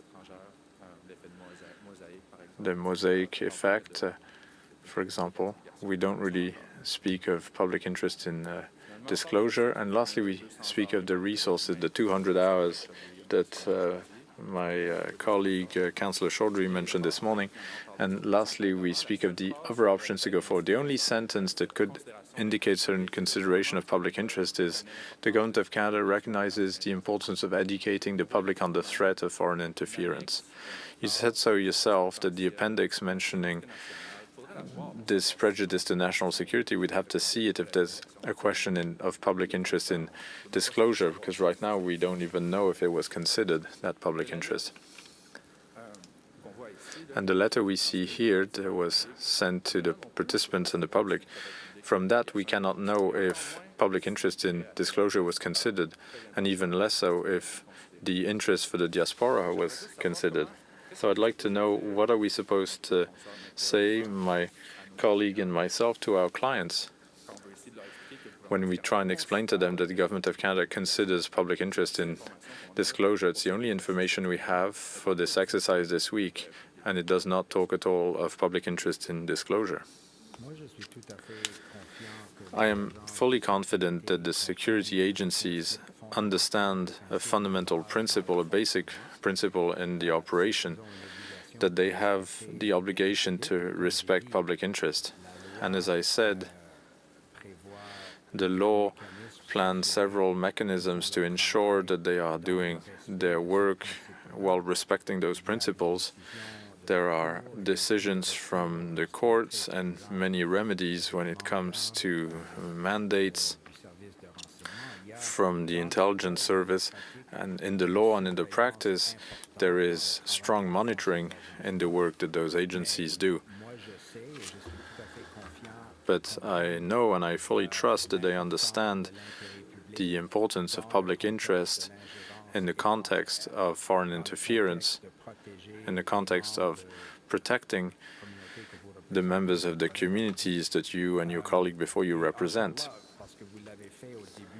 And once again, you did so at the beginning of our conversation, and by introducing the last question, I think it's important to reassure everyone as to the fact that the Commission specifically saw this appendix that describes precisely the potential prejudice in disclosing the documents. So we shouldn't leave the impression that the Commissioner here and her lawyers and people who work with her don't have access to that information. They do.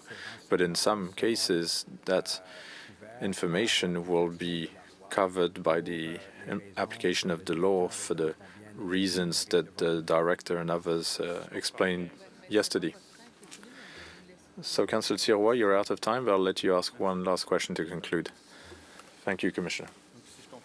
So if I understand properly, your answer is essentially to trust the intelligence community. They know what to do. So trust the Commission. They're doing their work as well, even if we give no explanation on how the balance of public interest and disclosure is found in this context. We have to trust the agencies that they do their work properly.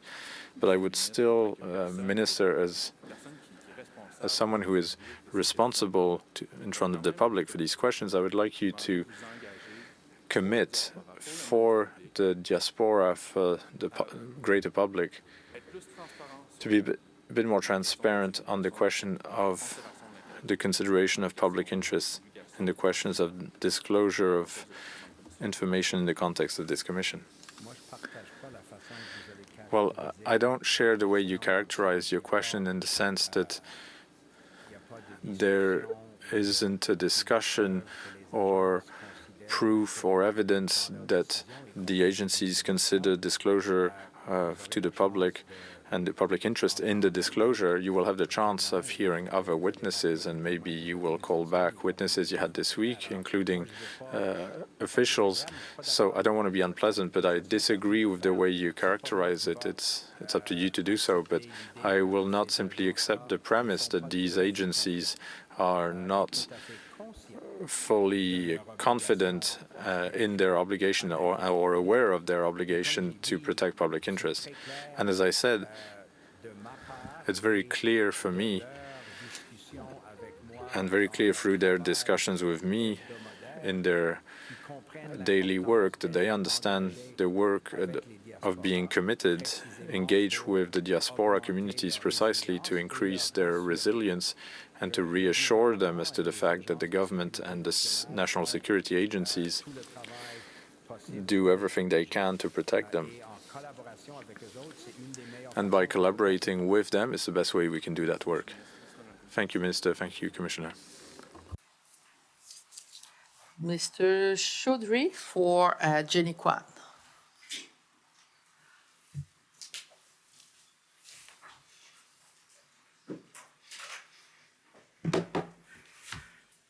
Good day, Minister. My name is Sujit Chaudhry. I am counsel to Jenny Kwan, Member of Parliament for Vancouver East, who I believe you know. My colleague. Yes, of course. And so I want to pick up on some of your testimony this morning about the Commission's access to confidential documents and how the government has facilitated that. And so maybe I can just sort of back up and ask you that in essence, wouldn't you agree that the reason why the government has given the Commission access to confidential documents is to enable the Commissioner to get to the bottom of the question of whether there was foreign interference in the 43rd and 44th general elections? Yes, and to reassure Canadians that when the reports are released, that the Commissioner and her staff will have had access to these documents in arriving at the conclusions that they will make or they will arrive at. Sure. And you're aware that the government has made it possible for the Commissioner and her team to access classified documents by granting them the highest level of security clearance. Yes. Yes, and that the Commissioner and her legal team have been are permanently bound by law under the Security of Information Act to secrecy for all this information. My understanding is that's a statutory obligation that applies to all those who have that access, yes. So if, Mr. Registrar, if you could just put up on the screen, please, Commission Document 3. And Minister LeBlanc, these are the terms of reference, which I'm sure you've read more times than you care to. Various drafts, too. Yeah, I'm sure. And so if it won't give you PTSD, sir, I'd like to just ask you to look at... It was the summer. I was in New Brunswick on holidays doing this. So I'm just going to focus on a bit of it. So if we could go to the end of the English section, and I have it down as page 12 of the PDF, Mr. Registrar. So to C here, could you scroll up? Let's stop there.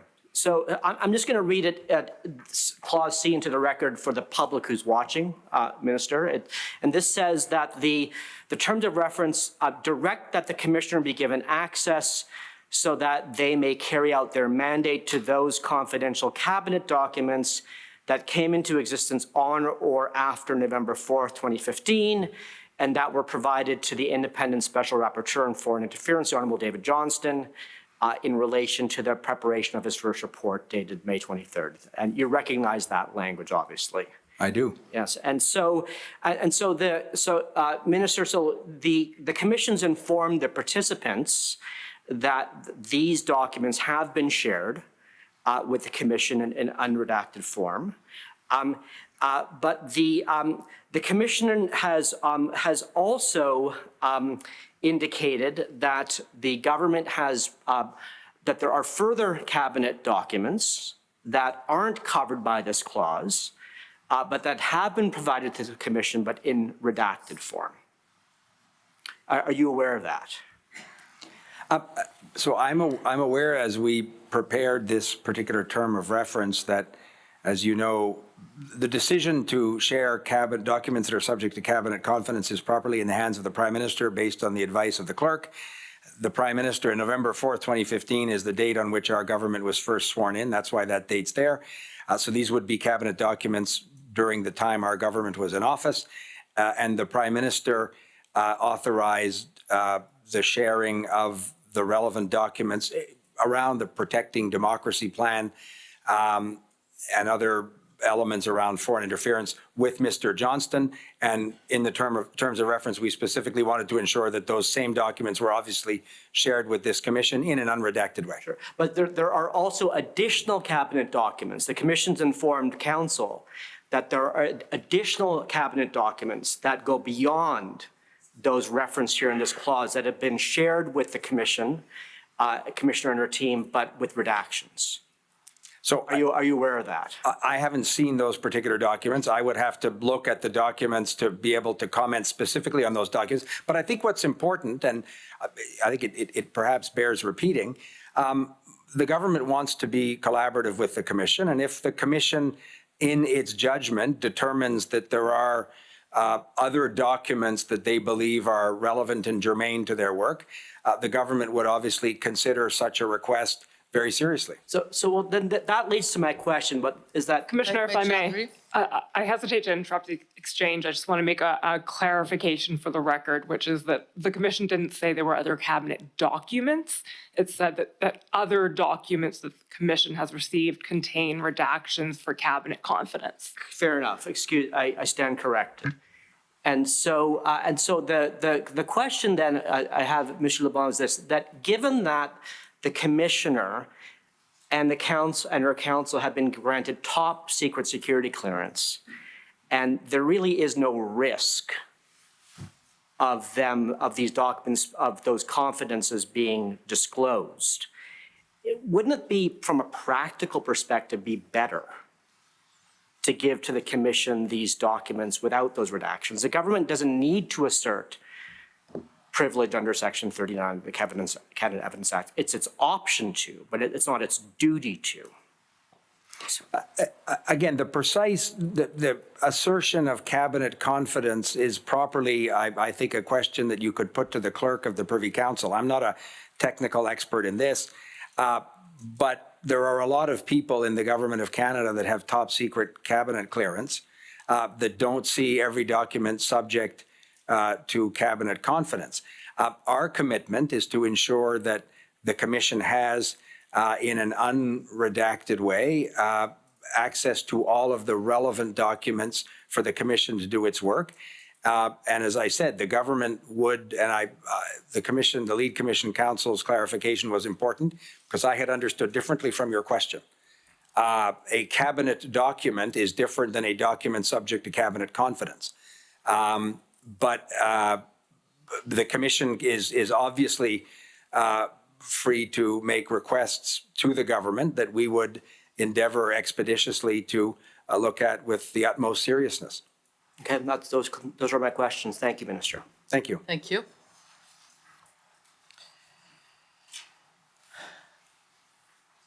Maître Venert for Michael Chung.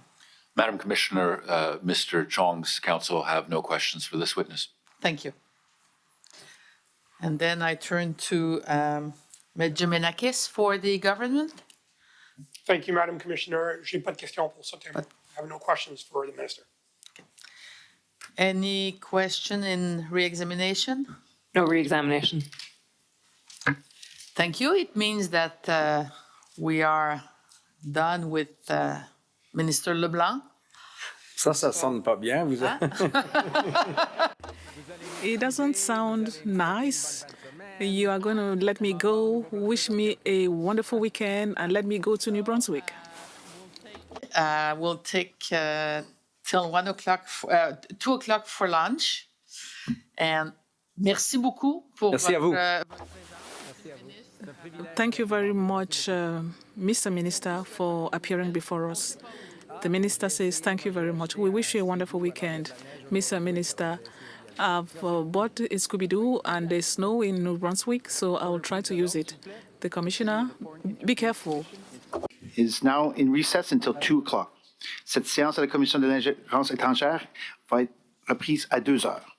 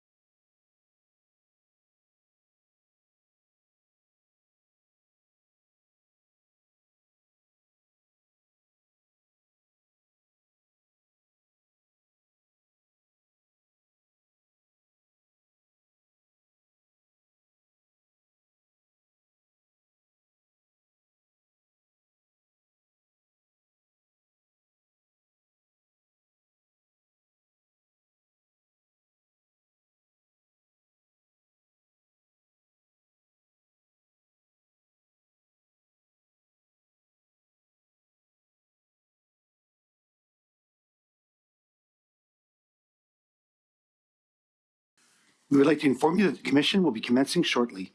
Ceci est une annonce que la Commission commencera sous peu.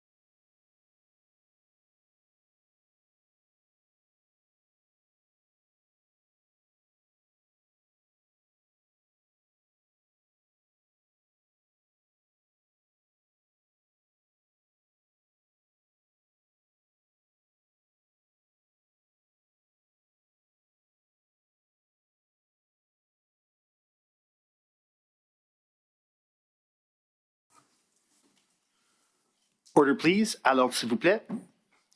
This sitting of the Foreign Interference Commission is back in session.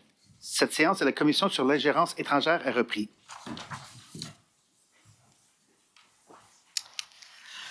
Bon après-midi. Good afternoon.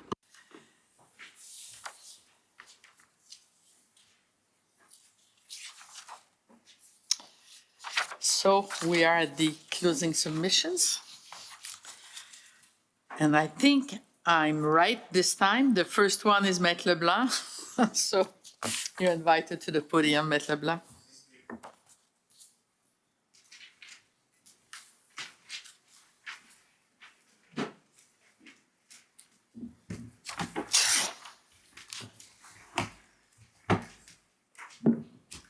Madam Commissioner, colleagues, thank you again for giving us the opportunity to participate in this week's hearing.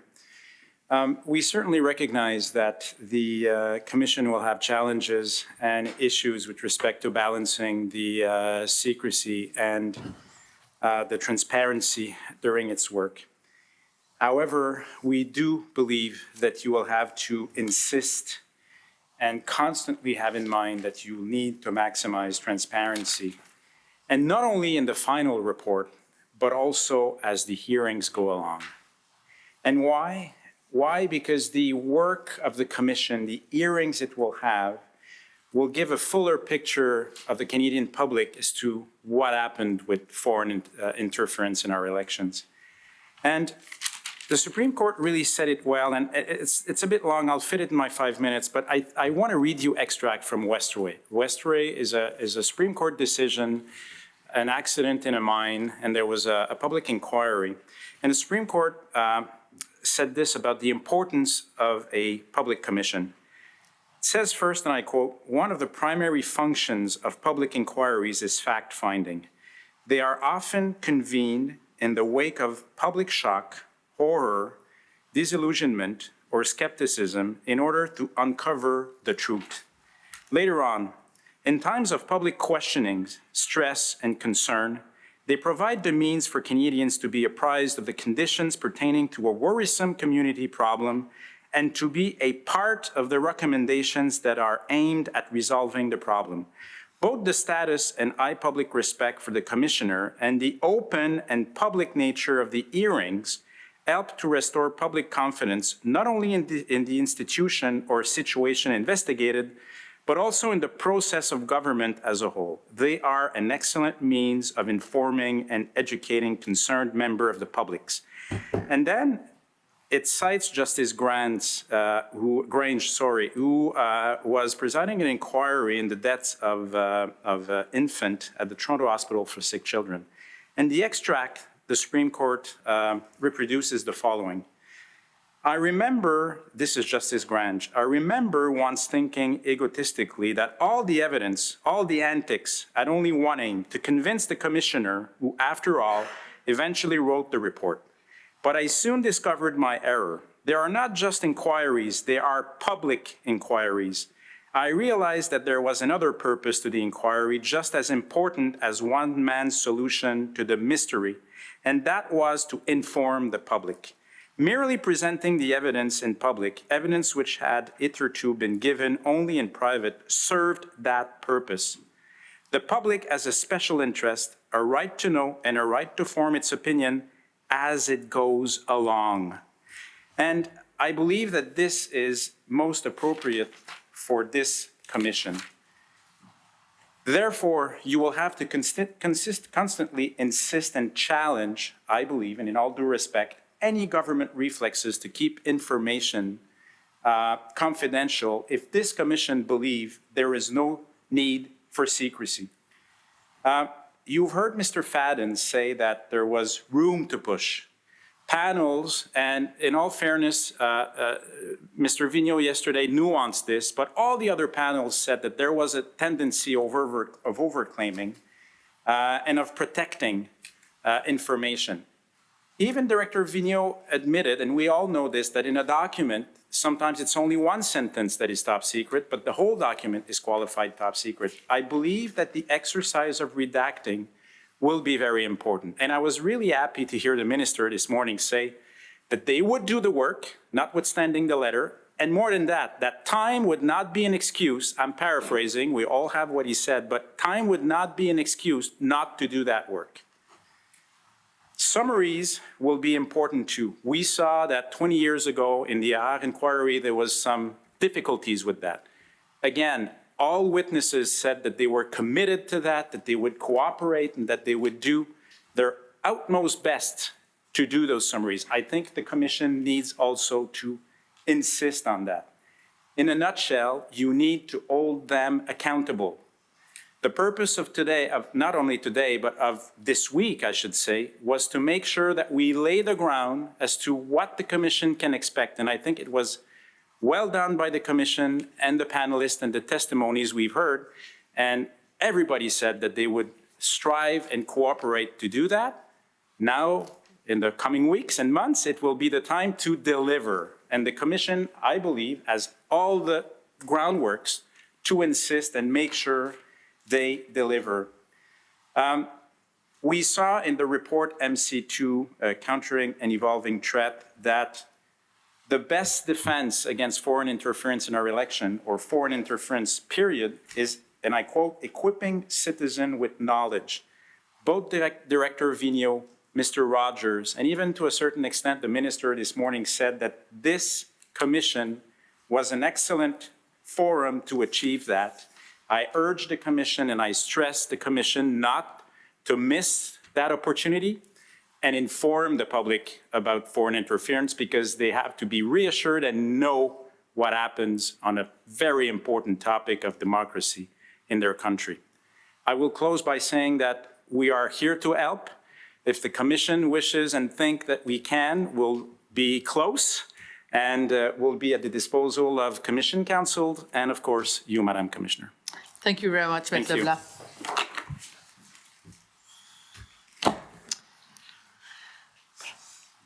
John Matter?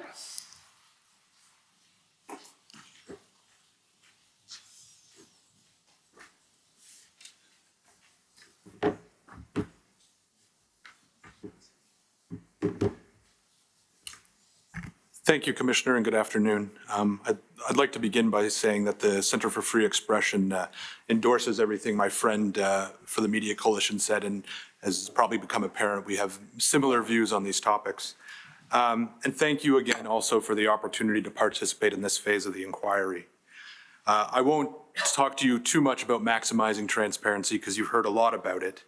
But I do want to make a point that transparency, the importance of transparency is not just about resilience and protecting Canadians, which is important, but it's not the only reason.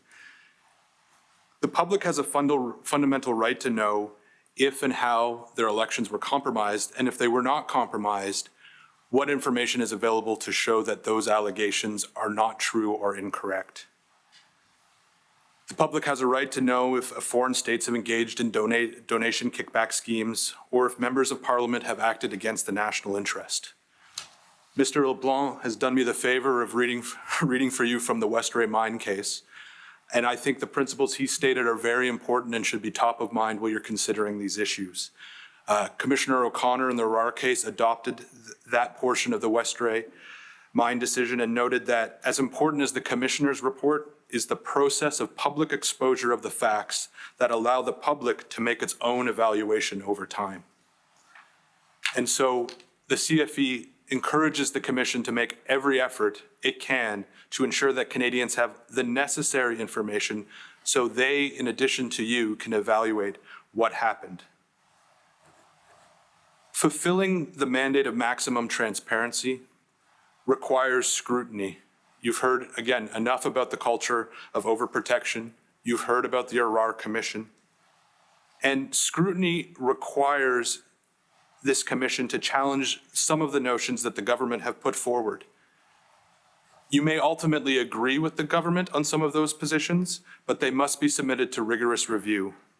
And three examples that immediately come to mind of arguments we've heard this week. Arguments that could be used to further enable a culture of over-redaction are the arguments about the mosaic effect, that how a single piece of information on its own may be innocuous, but may cause a greater problem when put together. That is an argument that may be valid, but is open to abuse. Similarly, the notion that open source intelligence can, in certain circumstances, be classified. I'm sure the Commission can appreciate why a member of the public may not fully understand that why something posted on social media could not be disclosed or discussed in this Commission. And the final example is this notion that the advent of artificial intelligence somehow leads to a result where we are getting less transparency from the government because of the capabilities of foreign states to aggregate and process information. Again, you may ultimately agree with some or all of those submissions, but they need to be rigorously considered. And to this point, I'd like to add that it's not only must this commission push back, as Mr. Fadden would say, but it must also demonstrate to the public that it has pushed back or that it was satisfied there was no need to push back.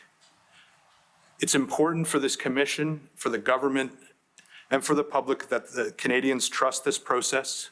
And that means knowing about this process. And as we said in our opening submissions, we acknowledge that this week was an important step in that. Despite the Commission's efforts, the Commission may not succeed in having the government disclose all that the Commission believes ought to be disclosed. And when that occurs, the Commission should be loud and clear about that, to the extent they can. But it may be the case they can't give all the details why the Commission's dissatisfied, but they certainly can express that dissatisfaction. And similarly, the Commission should also explain when it agrees with the Government of Canada and it agrees why information should not be made available, and do so to the best it can in an intelligible way. And that is not a commentary on the Commission today, that is a commentary on generally issues of national security confidentiality when they are described to the public are often in vague and difficult to understand terms.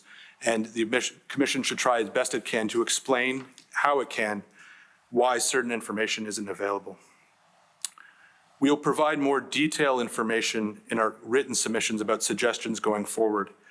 But the Centre for Free Expression would like to point out now that it would like the Commission to seriously consider appointing some form of openness advocate, and both on the legal perspective and, as Mr. Fadden suggested, from the perspective of an expert, perhaps a retired official or someone who can challenge the factual underpinnings or the expertise if necessary. I'll briefly say before making a concluding remark, in making this submission, the CFE is not suggesting that your team isn't capable, doesn't have the expertise, or is not independent to do that. They have all of those things. But having a separate voice in the room will add credibility to the process. And if ultimately the Commissioner, you find yourself in a point of disagreement with the Government of Canada about what ought to be disclosed, having a second set of independent eyes may assist you if that occurs. And I think no one in this room wants you to be in disagreement with the Government of Canada. And for now, we will accept that that is the intention of the Government of Canada. But you cannot discount the possibility that that will occur. And very briefly, my final comment is for the Government of Canada, which is the senior officials and the minister who testified this week did say the right things in terms of their commitments to working through this process, but they will ultimately be judged by those actions, and it is incumbent on the government in calling a public inquiry and a public process to do everything it can to make sure it is public, lest it risks undermining the very process it put in place. Thank you. Thank you.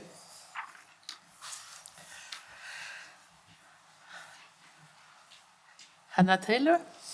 Anna Taylor.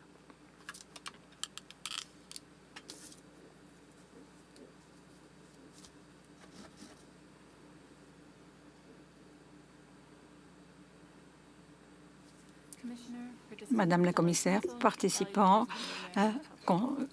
avocats, membres des médias et du public. Nous avons entendu dire que la Commission veut optimiser la transparence en divulguant des informations au public compte tenu des restrictions législatives. Et cette semaine, nous avons entendu parler des complexités liées à ces restrictions.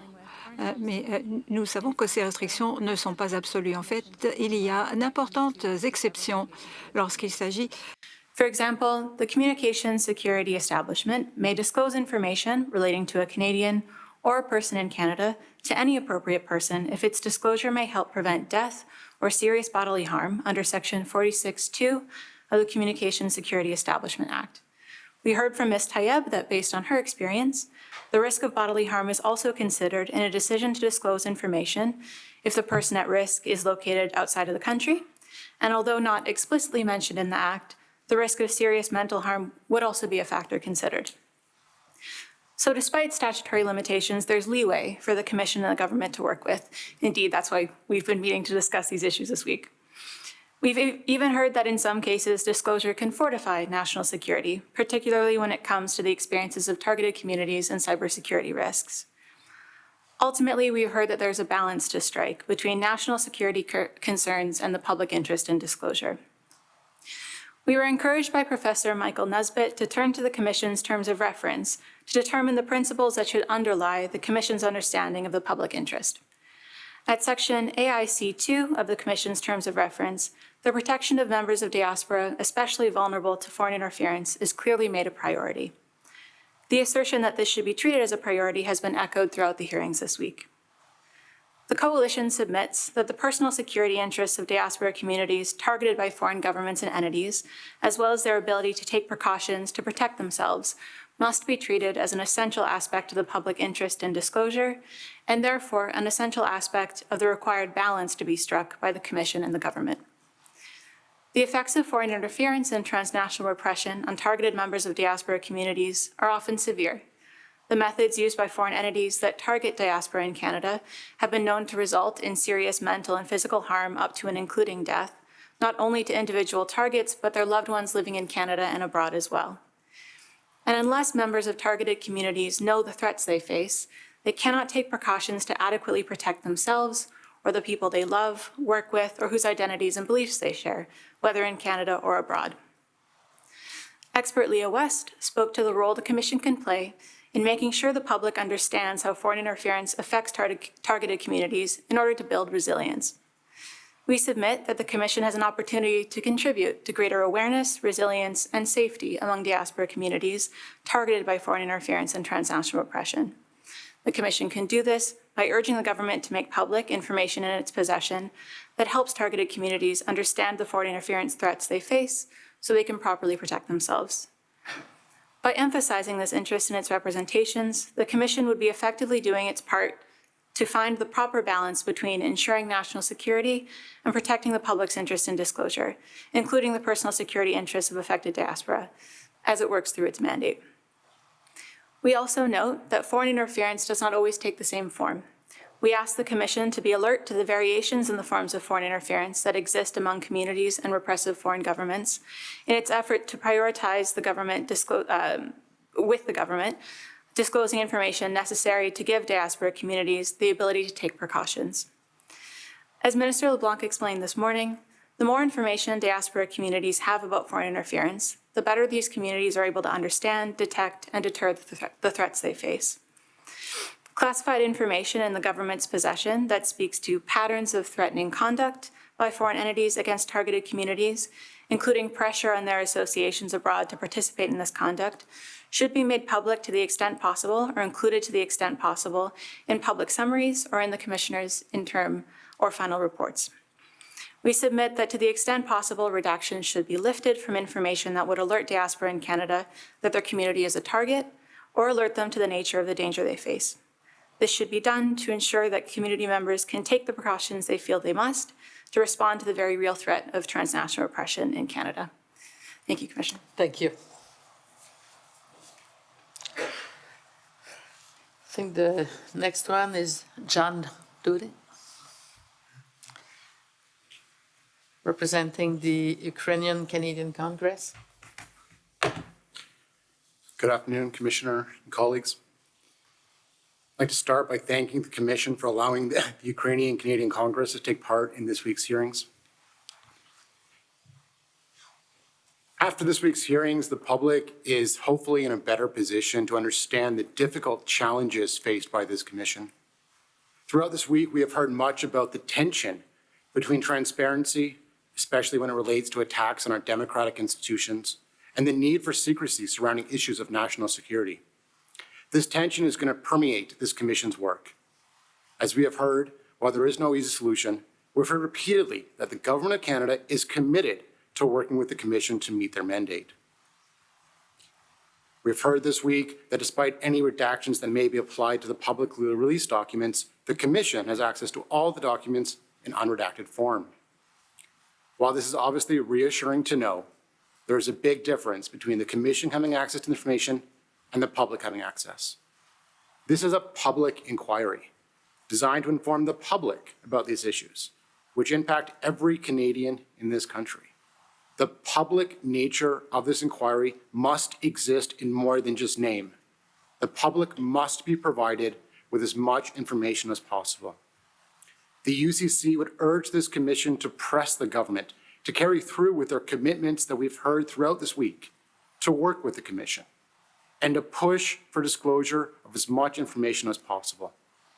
The public must be satisfied that the Commission took all efforts to ensure that the public is provided with as much of the information as is possible under the law. Because as we heard, the best defense against foreign interference is an educated and informed public. The ability for the public in Canada to be informed and educated rests with this Commission. And that is a responsibility that I have no doubt this Commission will take seriously. With respect to the in-camera hearings that will occur at some point during this inquiry, the UCC would urge the Commission to devise a means by which the participants can actively take part and participate. Whether that is by way of amicus or some other solution, it is imperative that the participants have the ability to meaningfully take part in the entire process, including in-camera hearings. The Commission must strive to include the participants as much as possible in order to keep the public involved in this public inquiry. Finally, we would ask the Commission to consider the impact of foreign interference on all members of the public, while ensuring to pay attention to targeted communities as they are often the most impacted by foreign interference. The Ukrainian Canadian Congress looks forward to working with the Commission throughout this year. Thank you, Commissioner. Thank you.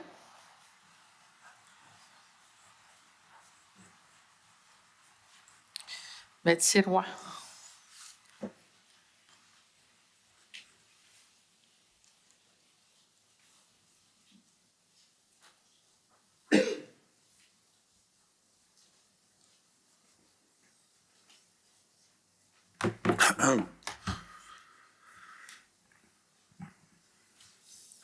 Commissaire Hogg, merci de permettre au RCDA de participer aux audiences.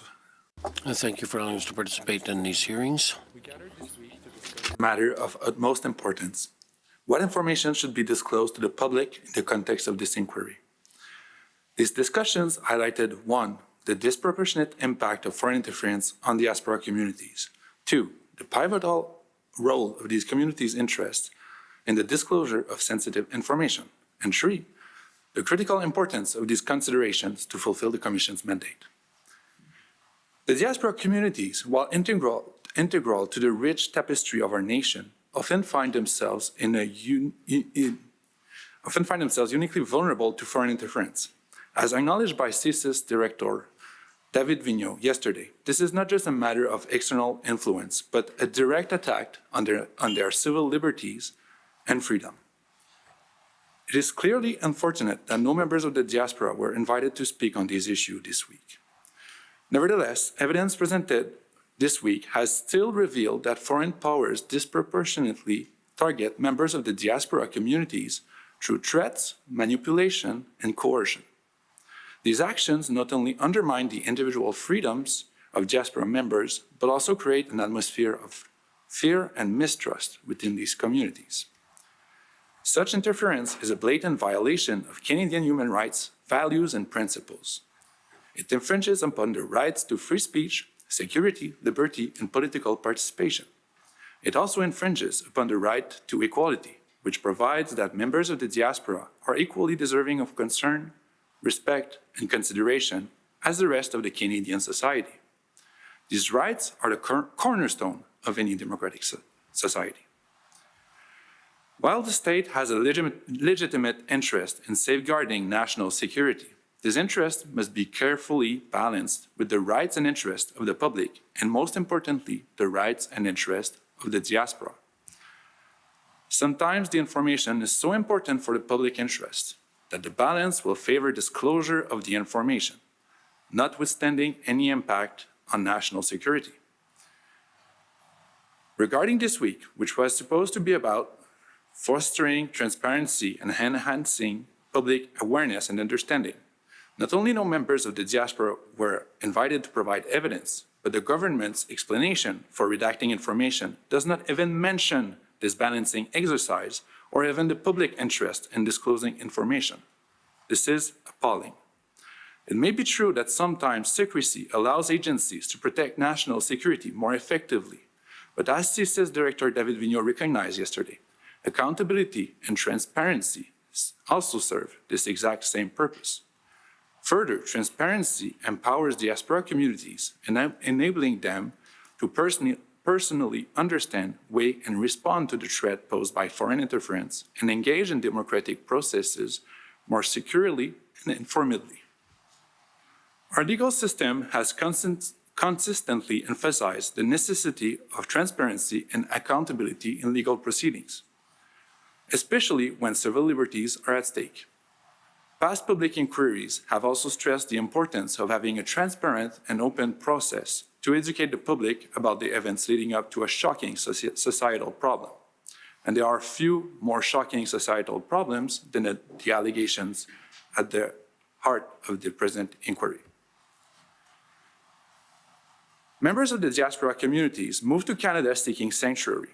If they had been given an opportunity to be heard this week, they could have told the Commission that free and fair elections are the bedrock of our democracy. They could have shared their first-hand experience with the fragility of this process and the public trust in this process. They could have explained that foreign interference in our democratic processes not only undermines the integrity of our elections, but also erodes their trust in the democratic process. The diaspora communities have intimate knowledge of how this loss of trust can lead to dramatic consequences. You have heard from my colleagues that the general public has a significant interest in accessing information in the context of this inquiry. The interest of the diaspora in accessing this information is only that more important. In conclusion, Commissioner Hogg, this inquiry presents a crucial opportunity not only to reaffirm, but also solidify Canada's commitment to the principles of democracy, transparency, and the protection of civil liberties. The way to seize that opportunity is to ensure maximum transparency, which starts by seriously taking into consideration the interests of the segment of the population that is most affected by foreign interference, the diaspora communities. The integrity of our democratic processes and the trust of Canadians depend on it. Merci. Thank you. Commissioner, this is Erin Dan speaking. Sorry, I was looking around. Apologies. Just as the participants are presenting their closing submissions, a reminder from our interpreters to please attempt to speak slowly as you're reading particularly prepared remarks. There can be a tendency to speed up the pace. Okay. And if need be, I'll add 1 minute at the 5 minutes you have. So don't speed up just for that. Thank you. So next one is Luc Boucher. Maître Boucher pour le commissaire. Maître Boucher for the Office of the Commissioner of Canada Elections.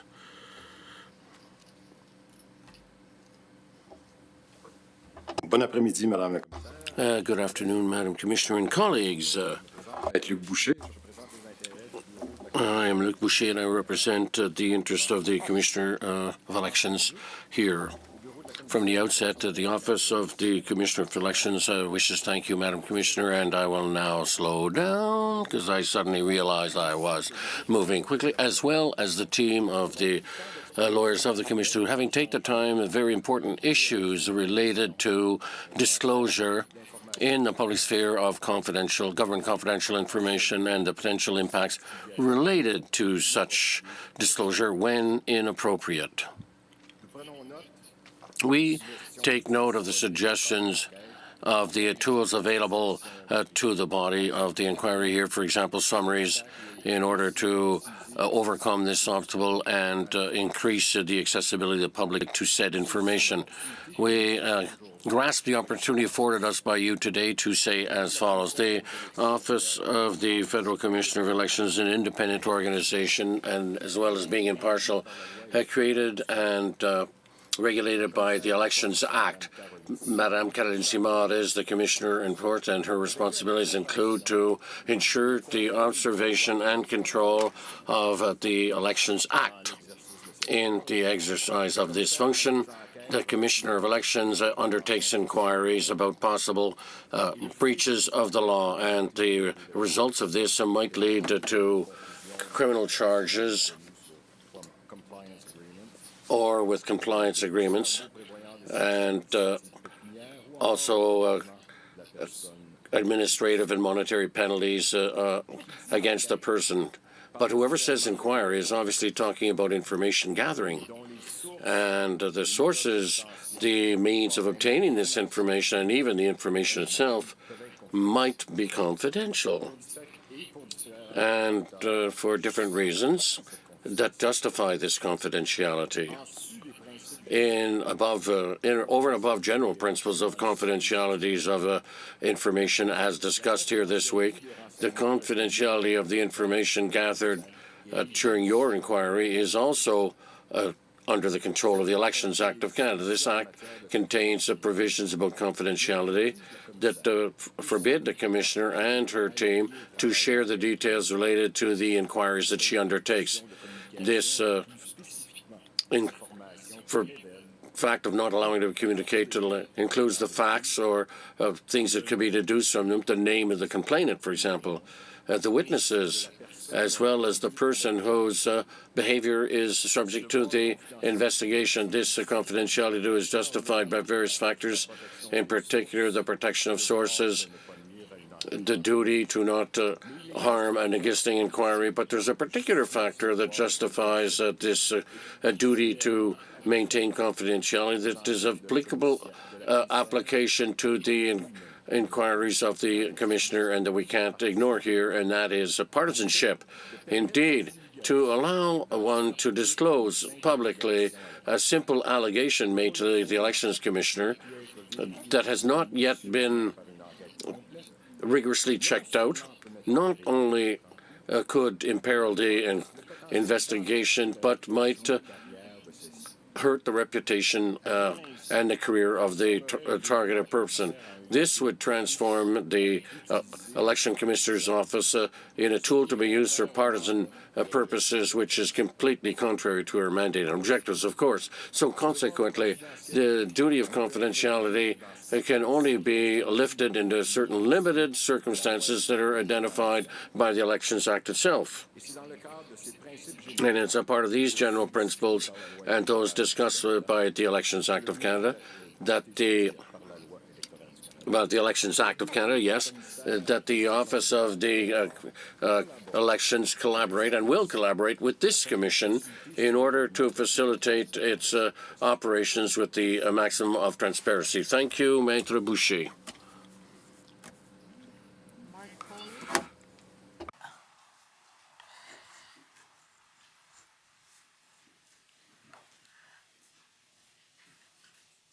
representing Mr. Dong.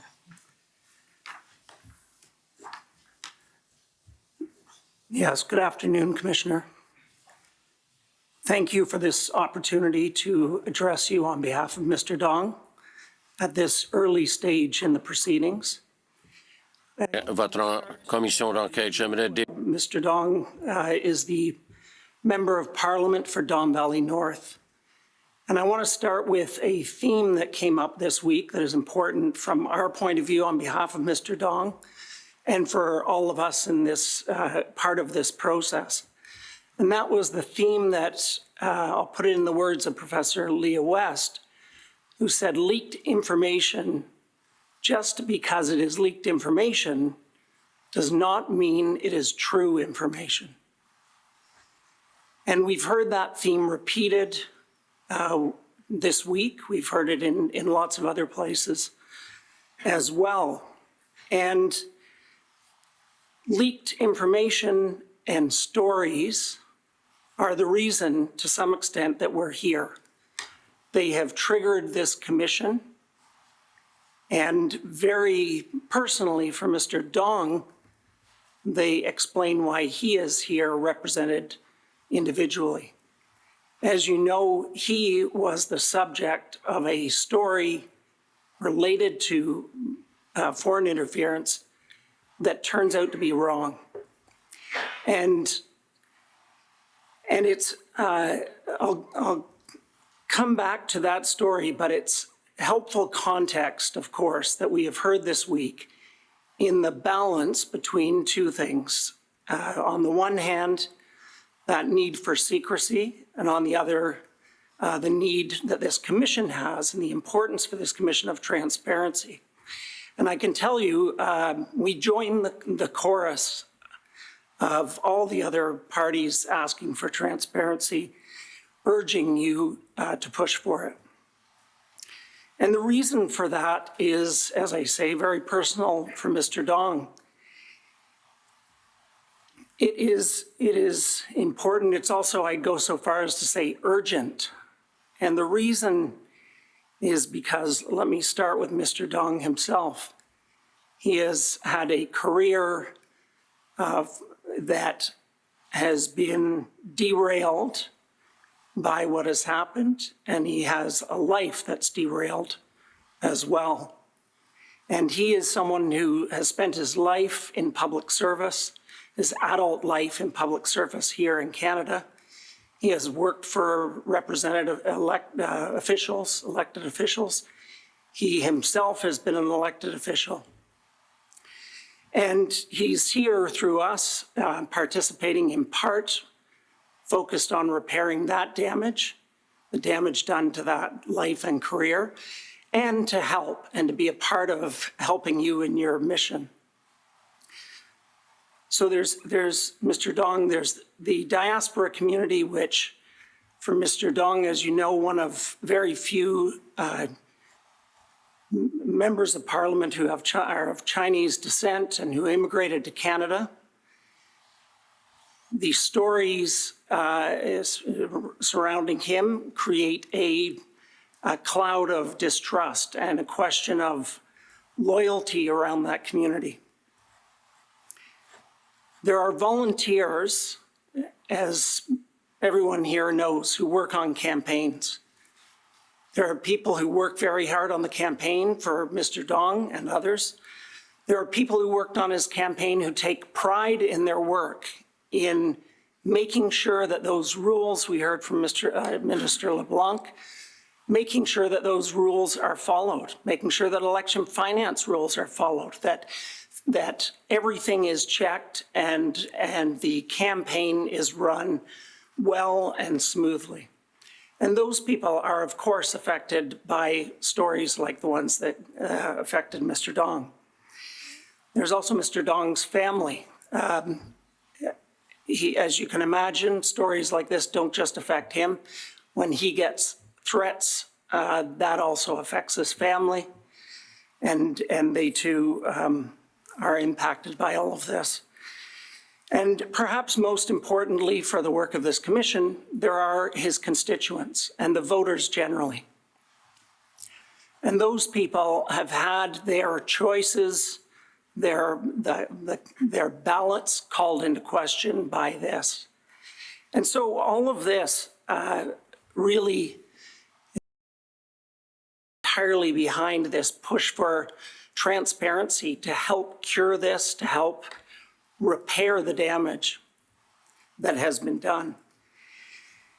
And I say that knowing the challenges that have been raised. And one of those challenges, of course, is time. It surely is one of the most difficult things that you and Commission staff are facing is how to do this, how to achieve transparency, how to achieve the depth of investigation necessary in the time allotted. So I recognize that and still push to say we urge you, like other parties, to push for it, and that we, on behalf of Mr. Dong, of course, will participate and assist. And the last point I want to touch on is an unusual circumstance in which this commission's work arises, and that is Mr. David Johnson having done a report on this area. And that, as you know, like you, Commissioner, Mr. Johnson was able to look at documents, to review documents, unredacted documents. He was able to get clearance. And very importantly, what we saw from his review of the documents, two conclusions I will point out. One was there's no reason to question the results of the 2019 and 2021 elections. And second, with respect to another allegation, much more specific to Mr. Dong, he found it was simply false. And so that, in talking about Mr. Dong, that represents some of the damage that is done by the situation we're in, which to some extent connects to this issue of a lack of transparency. So there is a climate created of fear, of suspicion, and sometimes that leads to stories that are not true. And I say that without expressing any doubt on the importance of these issues. Mr. Dong and we on his behalf absolutely stand behind the importance of this commission uncovering attempts to interfere with our democratic citizens, democratic institutions, absolutely. But at the end of the day— You'll have to conclude. Thank you. At the end of the day, I will, Commissioner, at the end of the day, we agree, of course, that sunlight is the best disinfectant. And we urge you to reach definitive conclusions to the extent there cannot be that transparency. That's why, as you know, Mr. Dong voted for a public inquiry in the House, and why, again, we will do everything we can to cooperate and help you achieve your mandate through transparency. Thank you.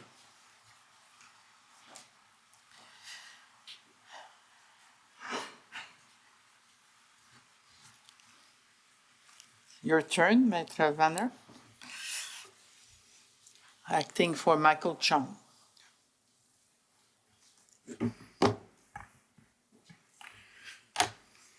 Madam Commissioner, at the very outset of this week's hearings on Monday, you said some members of Parliament have publicly asserted that they themselves have been the target of foreign interference and that they were not notified about it in good time by Canadian authorities.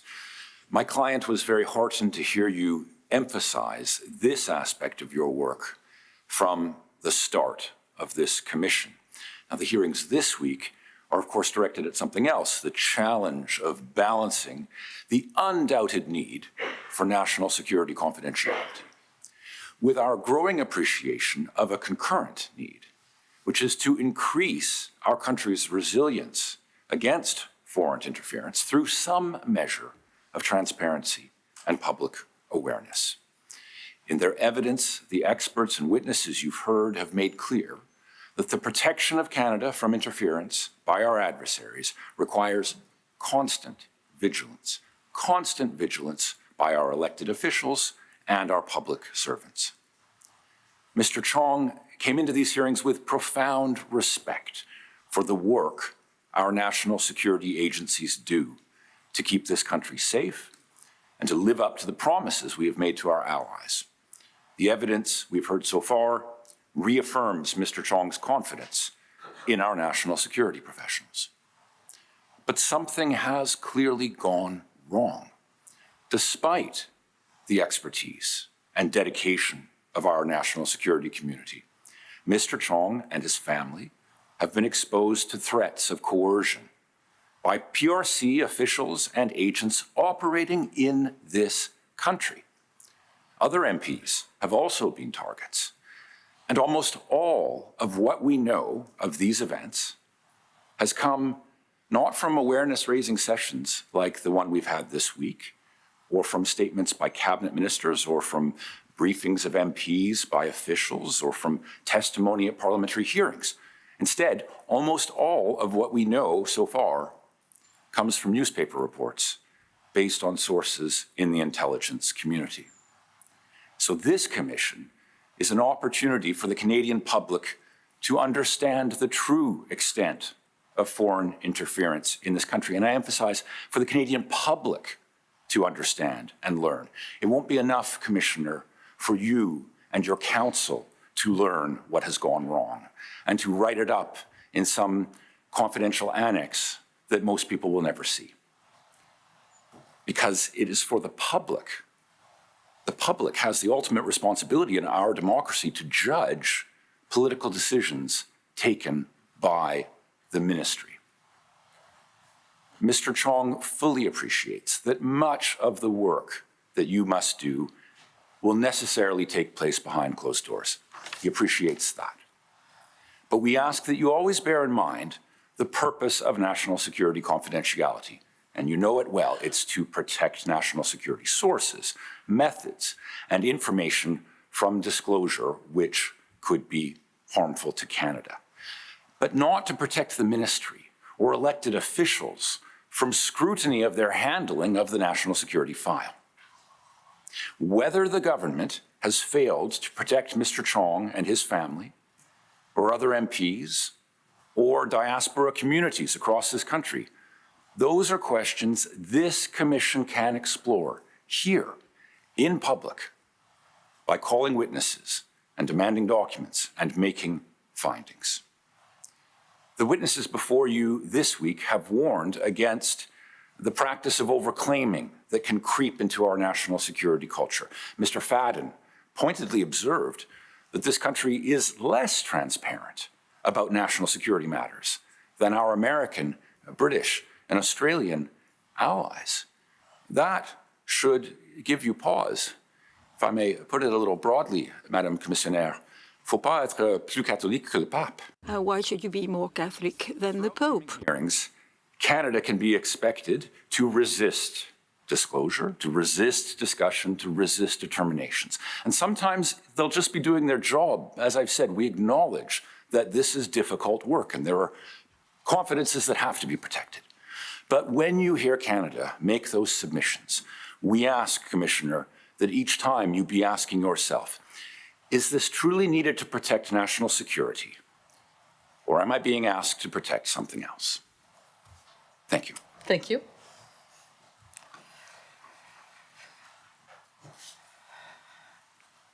Mr. Choudry, acting for Jenny Kwan.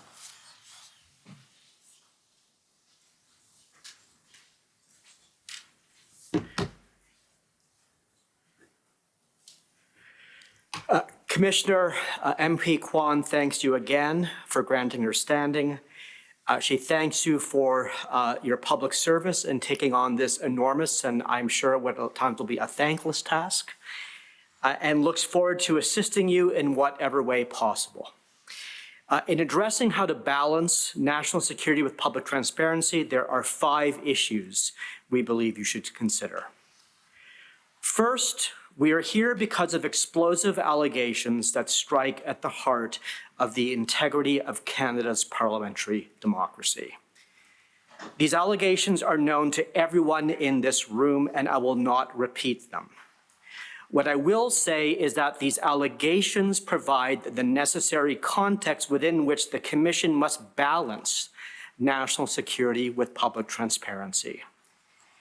It is also known that MP Kwan, MP Chong, and former MP O'Toole were all targets of foreign interference, and they were unaware that they were targets until May of 2023. These matters could not be more serious. Their importance transcends the outcome of the vote in any riding, or for that matter, the seat count in the House. They strike at three pillars of the Canadian constitutional order: political freedom, free from repression, parliamentary democracy, and competitive multi-party politics. Because of the subject matter of this inquiry, maximum public transparency is imperative. Second, maximum public transparency is imperative because of the process that preceded this one. Commissioner, as you know, this inquiry was created in the wake of the controversy over the Independent Special Rapporteur's report. With the deepest and greatest respect for the Special Rapporteur, it must be acknowledged that that process was a failure. One reason that process failed is the issue of transparency. That process, by its very design, was not transparent, and the Special Rapporteur opposed the creation of a public inquiry that would have brought greater transparency. The House of Commons, the opposition parties, and Canada's diasporas took the view that transparency was essential, not optional. The Commission must learn from the experience of the Special Rapporteur and not make the same mistake, no matter how challenging that task will be. Third, Canada's diasporas have insisted upon maximum transparency. There is a consensus that Canada's diasporas are disproportionately at risk from transnational repression. They have consistently called for a public inquiry because they fear that repression. Ms. Kwan is particularly aware of these fears in the Chinese diaspora. The fear of transnational repression has undermined diaspora's trust in the integrity of Canada's constitutional democracy. They look to this Commission to provide a roadmap to Parliament and the government for how to restore their trust so that they can participate fully in Canadian political life without fear. Constitutional democracy ultimately rests on public trust. Free and fair elections create a virtuous cycle that reinforces that trust. A lack of confidence in the integrity of electoral democracy can create a vicious cycle that undermines trust. Trust in democracy is fragile. As we can see across the world, once lost, public trust in democracy is very hard to restore. It should never be taken for granted and is a very precious thing. Canada is not immune from this risk. Fourth, history teaches us that governments overclaim national security. This week, we have spoken frequently about Justice O'Connor's report in the Arar inquiry. The context was very different, but the tension between public transparency and national security confidentiality was the same. Justice O'Connor sharply criticized the government for overclaiming national security. Had the government taken a different course, the public hearings would have been more forthcoming. While history does not repeat itself, Commissioner Hogue, it rhymes. The risk of overclaiming still exists. The Commission must be alert to this risk precisely because of what happened in the Arar inquiry. Fifth and finally, a public inquiry can be much more creative procedurally than a court. The Arar inquiry's use of an amicus curiae was a pioneering Canadian procedural innovation. This is the first time an amicus was used in the national security context in an in-camera ex-parte proceeding. It has since become a central part of Canadian public law practice. This commission should also be procedurally innovative and bold. Just as this commission should be transparent as possible, it should broaden the scope for participation to the greatest extent possible. The assumption this week is that there are two options: full public hearings or in parte ex-camera hearings with Commission, Council, and the government. We would urge you, Commissioner, to consider intermediate options. The nature of the direct and substantial interest of a party might be the basis for the Commissioner to give it some participatory rights in some of its hearings. Thank you. Thank you.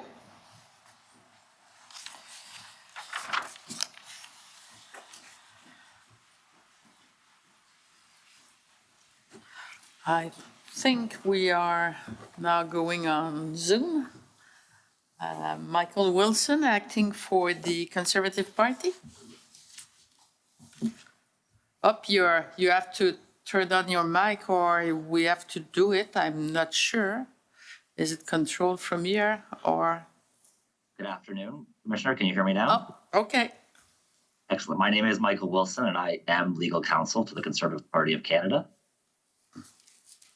I intend to be brief, as you've already heard from many parties this morning, advocating for the need for a transparent and open process, including the thoughtful submissions of Mr. Mather on behalf of the Centre for Free Expression.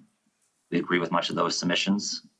And I do want to emphasize what former Commissioner or CSIS Director Richard Fadden said on Wednesday, and I quote, "In a democracy absent clear constitutional or legal direction to the contrary, openness and transparency is the default," close quote. It's against that default that our courts have recognized that the government must be required to demonstrate that any alleged injury to national security through the disclosure of information is not only possible, but probable. And it's that default and that standard that we submit the Commission should keep in mind and should employ in scrutinizing and testing claims of national security confidentiality when made by the government in this process. Thank you. Those are our submissions. Thank you. Next one is Thomas Jarman, I think also on Zoom. Thank you, Commissioner. Mr. O'Toole, I'd like to thank you for the opportunity to participate in the hearing and this process, and to thank you for your staff for your ongoing work. Foreign interference is an issue he's followed closely during his years in public life, and this process is an opportunity to improve our collective understanding of these activities and to build trust in our institutions and our parliamentary democracy. It's clear from the documents already before the Commission and, in fact, before Parliament in the past few years, there's been a long-term effort by a number of countries to bend the trajectory of our democratic discourse. The question this week is, where do we strike the balance between transparency and national security, both of which are in the public interest? And in striking that balance, I think the Professor West's concept of deep secrets and shallow secrets is a helpful one. Details of operations and actions taken by security agencies and what they found out fall into this category of deep secrets. It's very possible this information can't be made publicly available without compromising methods, sources, or in fact, given the recency of the events before the Commission, even ongoing operations. It's not the raw detail, though, that's important. It's the advice and conclusions that are generated as a result of those operations. So we would suggest, with respect to the operations, the use of summaries, statements of conclusion, after the Commission's reviewed the entirety of the file to validate it, can be helpful in allowing Canadians to understand what was happening. But it's in the shallow secrets that we suggest the default should be to transparency and disclosure. And that is, what did internal actors in government, and I mean government writ large, including the various infrastructure of elections, do with that information? And how were they structured to respond to it? Questions like, Was the site task force or collecting intelligence with respect to these matters, was its mandate broad enough? Did it have the ability to meet the intelligence to evidence challenge to allow it to pass information to the Commissioner of Elections Canada? What about the Critical Election Incident Committee? What did it do if it received information that it found outside its very limited mandate of either the 5-week period or activities that weren't covered by another piece of legislation? Did the focus on the 5-week writ period really limit the ability of either of those bodies to respond to the threats to our ongoing democratic process when this threat is one that has spanned years? There's evidence before Parliament that in 2021, a request from CSIS for a warrant authorization sat without action for months. Why did that happen? And what were the consequences of that? Questions like these are at most shallow secrets, and to ensure public confidence, the evidence around their answer deserves maximum transparency. So Mr. O'Toole submits that an approach to classification that relies upon summary and providing statements of conclusion with respect to raw intelligence and operations, while releasing with minimal or no redaction information and documents regarding how government responded to that, the advice stemming from those operations, is the best service the Commission can do to both Canada and our democratic process. Thank you very much for the time to speak. Thank you, Mr. Jarman. Next one is Mrs. Wilson, representing the Churchill Society. Thank you, Commissioner, for this opportunity. It's very much appreciated. I act for the Churchill Society for the Advancement of Parliamentary Democracy. And as in the name, it's obvious that we are interested in the advancement of democratic principles. I'm going to focus on two issues that have been raised this week. One is the balancing of public interest in the disclosure of information versus the protection of national security. And the second one is the techniques such as redaction summaries in camera hearings that will be used by the Commission in order to achieve this balance. And there's one benefit in going towards the end. Most of what you want to say has been said, but I'm going to drill a bit deeper.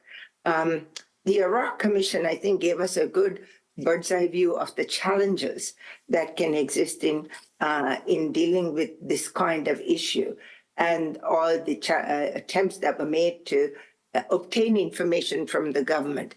And it would be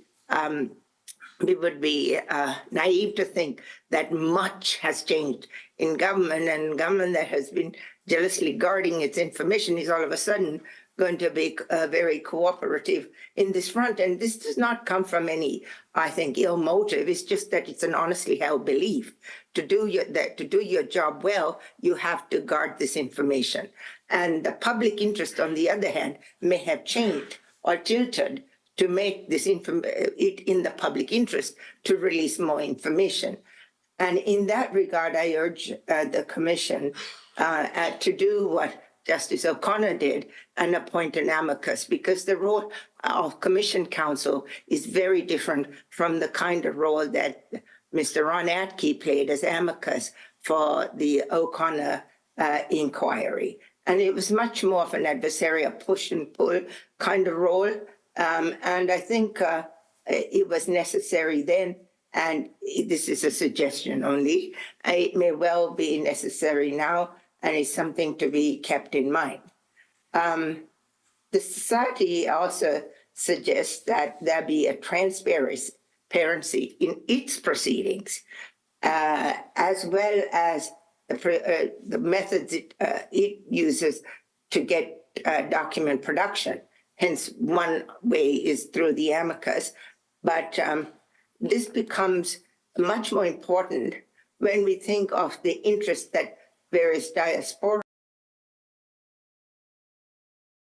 hearing. And this is different from previous public inquiry hearings. And this is a new element that judicial proceedings are having to deal with in a changing Canada. And we urge the Commission to ensure to the greatest extent possible information related to credible threats be made available to affected individuals and diaspora groups. And at the same time, we urge the Commission to ensure such disclosure of confidential information not put these individuals at risk. Now, this is obviously a difficult task and requires a lot of expertise. But if you look at how, again, it was done in the Arar inquiry in terms of ascertaining what was information that should be disclosed and whether that was all of the information or not, a process of cross-examination was entered into to test the evidence and the parties. The second part, though, I think where Justice O'Connor had some trouble was the length of time it took to do all this. And suggestion that the society is putting forward is for dispute resolution process to have a summary dispute resolution process, such as the appointment of a federal court judge just to deal with this commission's disclosure issues on a summary basis, so that you don't have to start a process out from the beginning with all the time frames and so on, but with a shortened time frame and so on. So it'd be a summary process. This has been used, I don't think, in inquiries such as this, but in other proceedings as well, where there needed to be speed in legal proceedings. The society also has concerns about in-camera hearings. It's an elegant legal tool to use and is used frequently, but this should be balanced against the type of hearing that this is supposed to be. You've heard from others that it should be an open hearing, and to resort to in-camera hearings in the way it is proposed is problematic. We urge the Commission to really go by the spirit of the open court principle, and because it builds trust. The Supreme Court has spoken on this, and especially given that we're dealing with diaspora groups and new Canadians and so on, it is very important. And the open court principle can be used in a way that protects confidentiality. There are many variations of the open court principle. It doesn't mean that everybody hears everything all the time, but without having to resort to sort of the criminal court type in-camera hearings. Finally, we understand that foreign interference is an extremely complex area, and disinformation and all that entails, truth-seeding, chaotic ambiguity, all these technological things are very hard. We appreciate the difficult job that the Commission has and that you have, Commissioner, but we are advocating for a speedy resolution of disclosure, an open court principle, and a full testing of the evidence provided by the security services. And we would be happy to help in any way we can. Thank you very much. Thank you, Mrs. Wilson. Next one is Daniel Stanton. Is he in the room, I think? Yes. Representing the Pillar Society.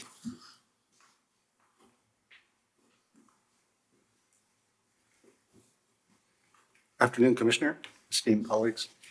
The Pillar Society is impressed by the quality and openness of the expert panels we saw here this week and their success in demystifying aspects of national security work, particularly the declassification challenge we are faced with.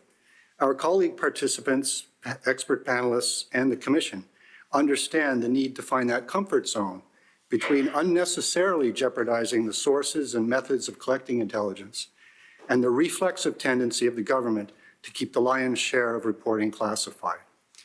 In an article published this week in Foreign Affairs magazine, CIA Director William Burns talks at length about strategic declassification, the intentional public disclosure of certain secrets to undercut rivals, like Russia, and rally allies, like Ukraine.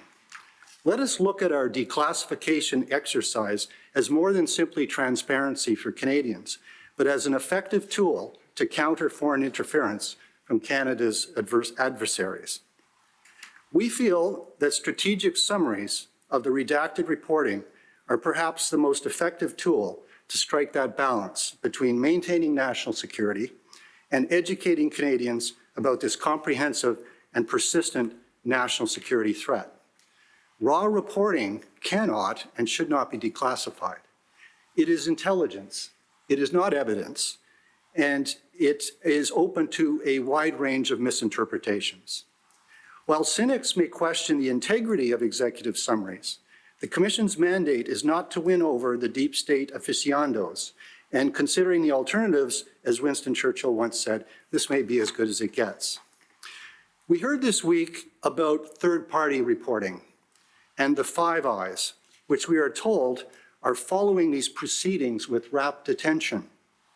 The Five Eyes Alliance has withstood existential threats from Kim Philby to Edward Snowden. It is a most resilient alliance of 12 intelligence agencies, which we've worked very closely with for many decades. The Five Eyes are not like the Eye of Sauron, looking down at these proceedings with grave concern. Foreign interference investigations are not counter-espionage operations, and for the most part, do not involve Foreign Intelligence Service professionals. Knowing the nature of foreign interference investigations in Canada, we doubt there is much third-party information in the reporting.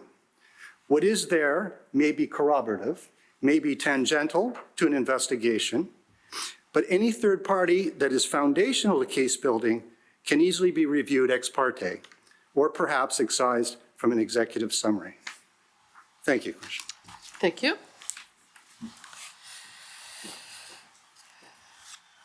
Next one is Mr. Poziomka, for Democracy Watch. I think you're on Zoom. Yes. What, we Commission don't Council. hear you. Okay. Oh, can you hear me okay? Yes, it's okay now. Okay, thank you. Good afternoon, Madam Commissioner, Commission Council, and staff and members of the public. My name is Wade Poziomka, and I'm counsel for Democracy Watch. My submissions will be brief. We've heard more than once now in this commission U.S. Supreme Court Justice Brandeis's statement from his 1913 article in Harper's that said, publicity is justly commended as a remedy for social and industrial diseases. Sunlight is said to be the best of disinfectants, electric light the most efficient policeman. From what we've heard and seen in documents disclosed this week, while the Commissioner and Council have been given the highest levels of security clearance and been given unredacted versions of all CSIS and other national security documents, some documents provided to the Commission have redactions based on Cabinet confidence. CSIS, the Privy Council, and Cabinet have made it clear that the Commission will face an ongoing challenge concerning what information it will be allowed to even refer to, let alone make public during its hearings and in its interim and final reports. Democracy Watch is concerned that the Commission might never acquire all of the information needed to determine what information was provided to all government institutions, including Cabinet and government officials, which includes the Prime Minister and Cabinet Ministers, about foreign interference activities from 2015 on, nor to determine when each piece of information was provided to these institutions, nor what decisions and actions these institutions and officials took after receiving each piece of information. As a result, given that the Commission has thus far been being denied access to complete versions of some documents on the basis of Cabinet confidence and the risk that the Commission could possibly be denied the right to shine a light on key information, Democracy Watch's position is that the Commission may reluctantly have no choice but to consider in its report that it's unable to set out conclusions concerning the facts as to what happened since 2015, and instead make it clear that restrictions on the information disclosed to the Commission and restrictions on the information that the Commission can disclose to the public mean that the factual findings cannot be reached. We hope that doesn't happen. In response to a question that Democracy Watch filed a couple of days ago, we received confirmation today from the Commission that the Cabinet and Privy Council Office have provided the Commission with the redacted versions of some documents that were not provided to the Special Rapporteur last spring. And we've heard Minister LeBlanc say that the Commission is free to request that the Cabinet and PCO provide unredacted versions of these Cabinet confidence redacted documents. We urge the Commission to request as soon as possible unredacted versions of these Cabinet confidence redacted documents, and also to request that the Cabinet and PCO provide a written explanation to the Commission of why the documents were provided to the Commission with redactions, and also why unredacted versions of those documents were not made available to the Special Rapporteur. We also urge the Commission to make public the Cabinet and PCO's response to those two questions as soon as that response is received. It's important that the public has an answer to those two questions, and the Commission must at the very least be able to see unredacted versions of all documents from all government institutions and officials in order for the Commission to be in a position in which it can fulfill its mandate. Thank you very much for the opportunity to make brief submissions, Madam Commissioner. Thank you.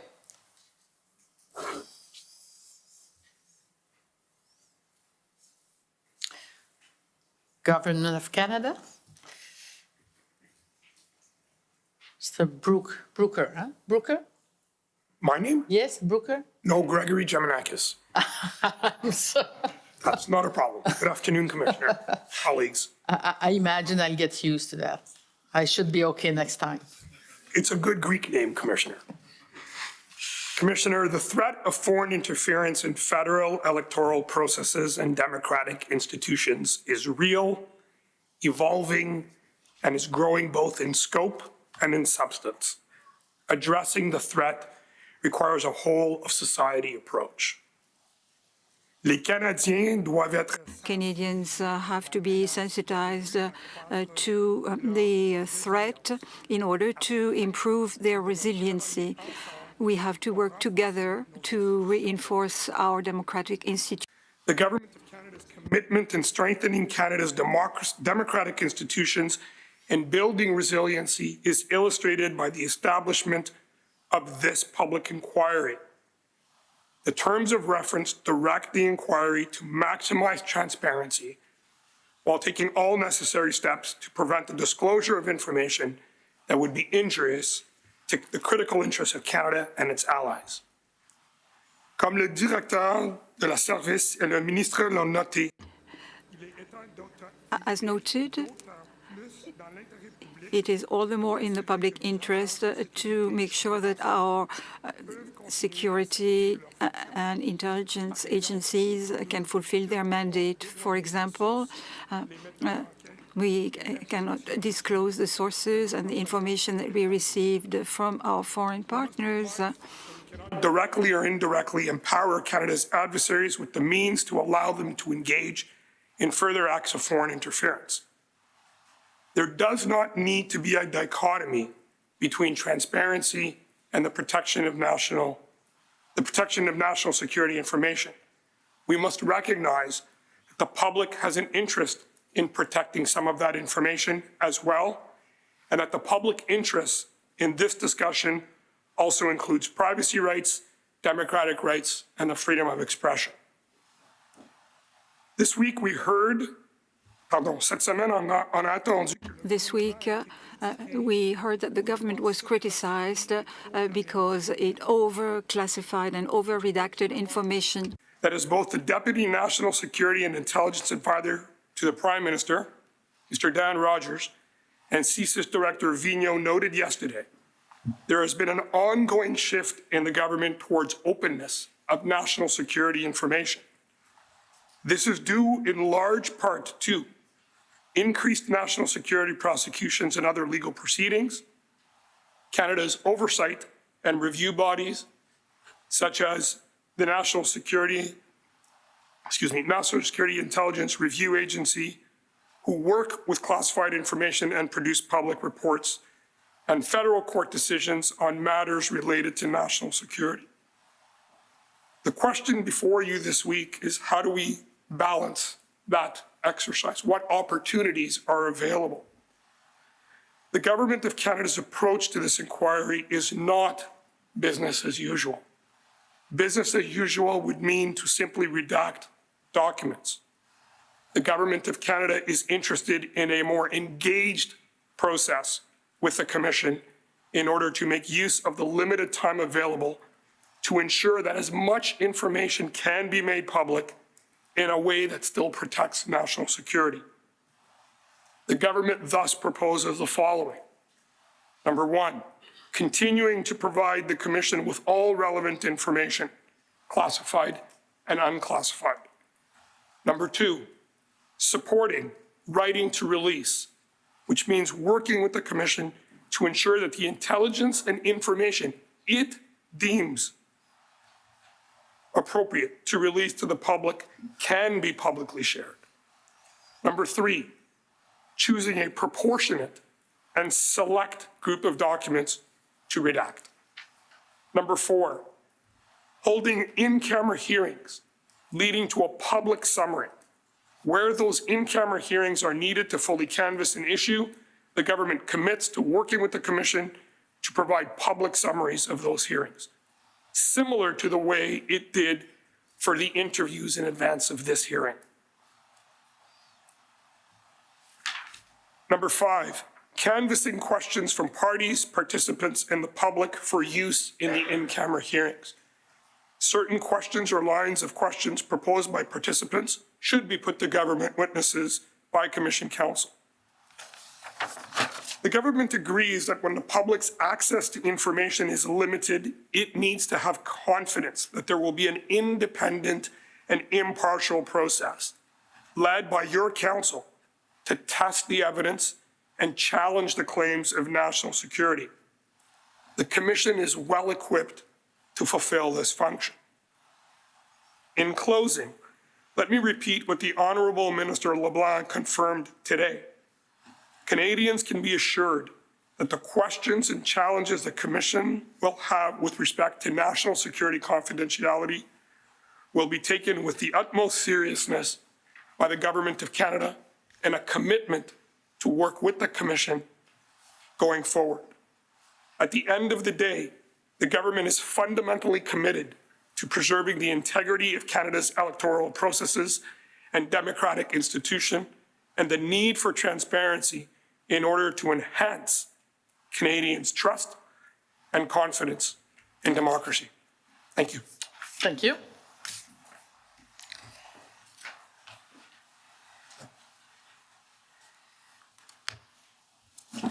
Alors, avant de clore cette semaine, Before closing this week, I would like to thank all participants and all councils of the Commission and other Commission employees for all the work which was accomplished this week. And I would like to emphasize that the tone of the exchanges was very respectful and cordial. I think it's a very good beginning, considering what lies ahead. And I would like to emphasize this because this is not always the case. So thank you very much to all of you. we are looking forward for receiving and reading your written submission. And you are all encouraged to provide us with these submissions. And I think we will probably see all of you in the near future. So have a good weekend all. Order, please. Alors, s'il vous plaît. The sitting of the Foreign Interference Commission has adjourned. Cette séance de la Commission d'interférence étrangère est levée.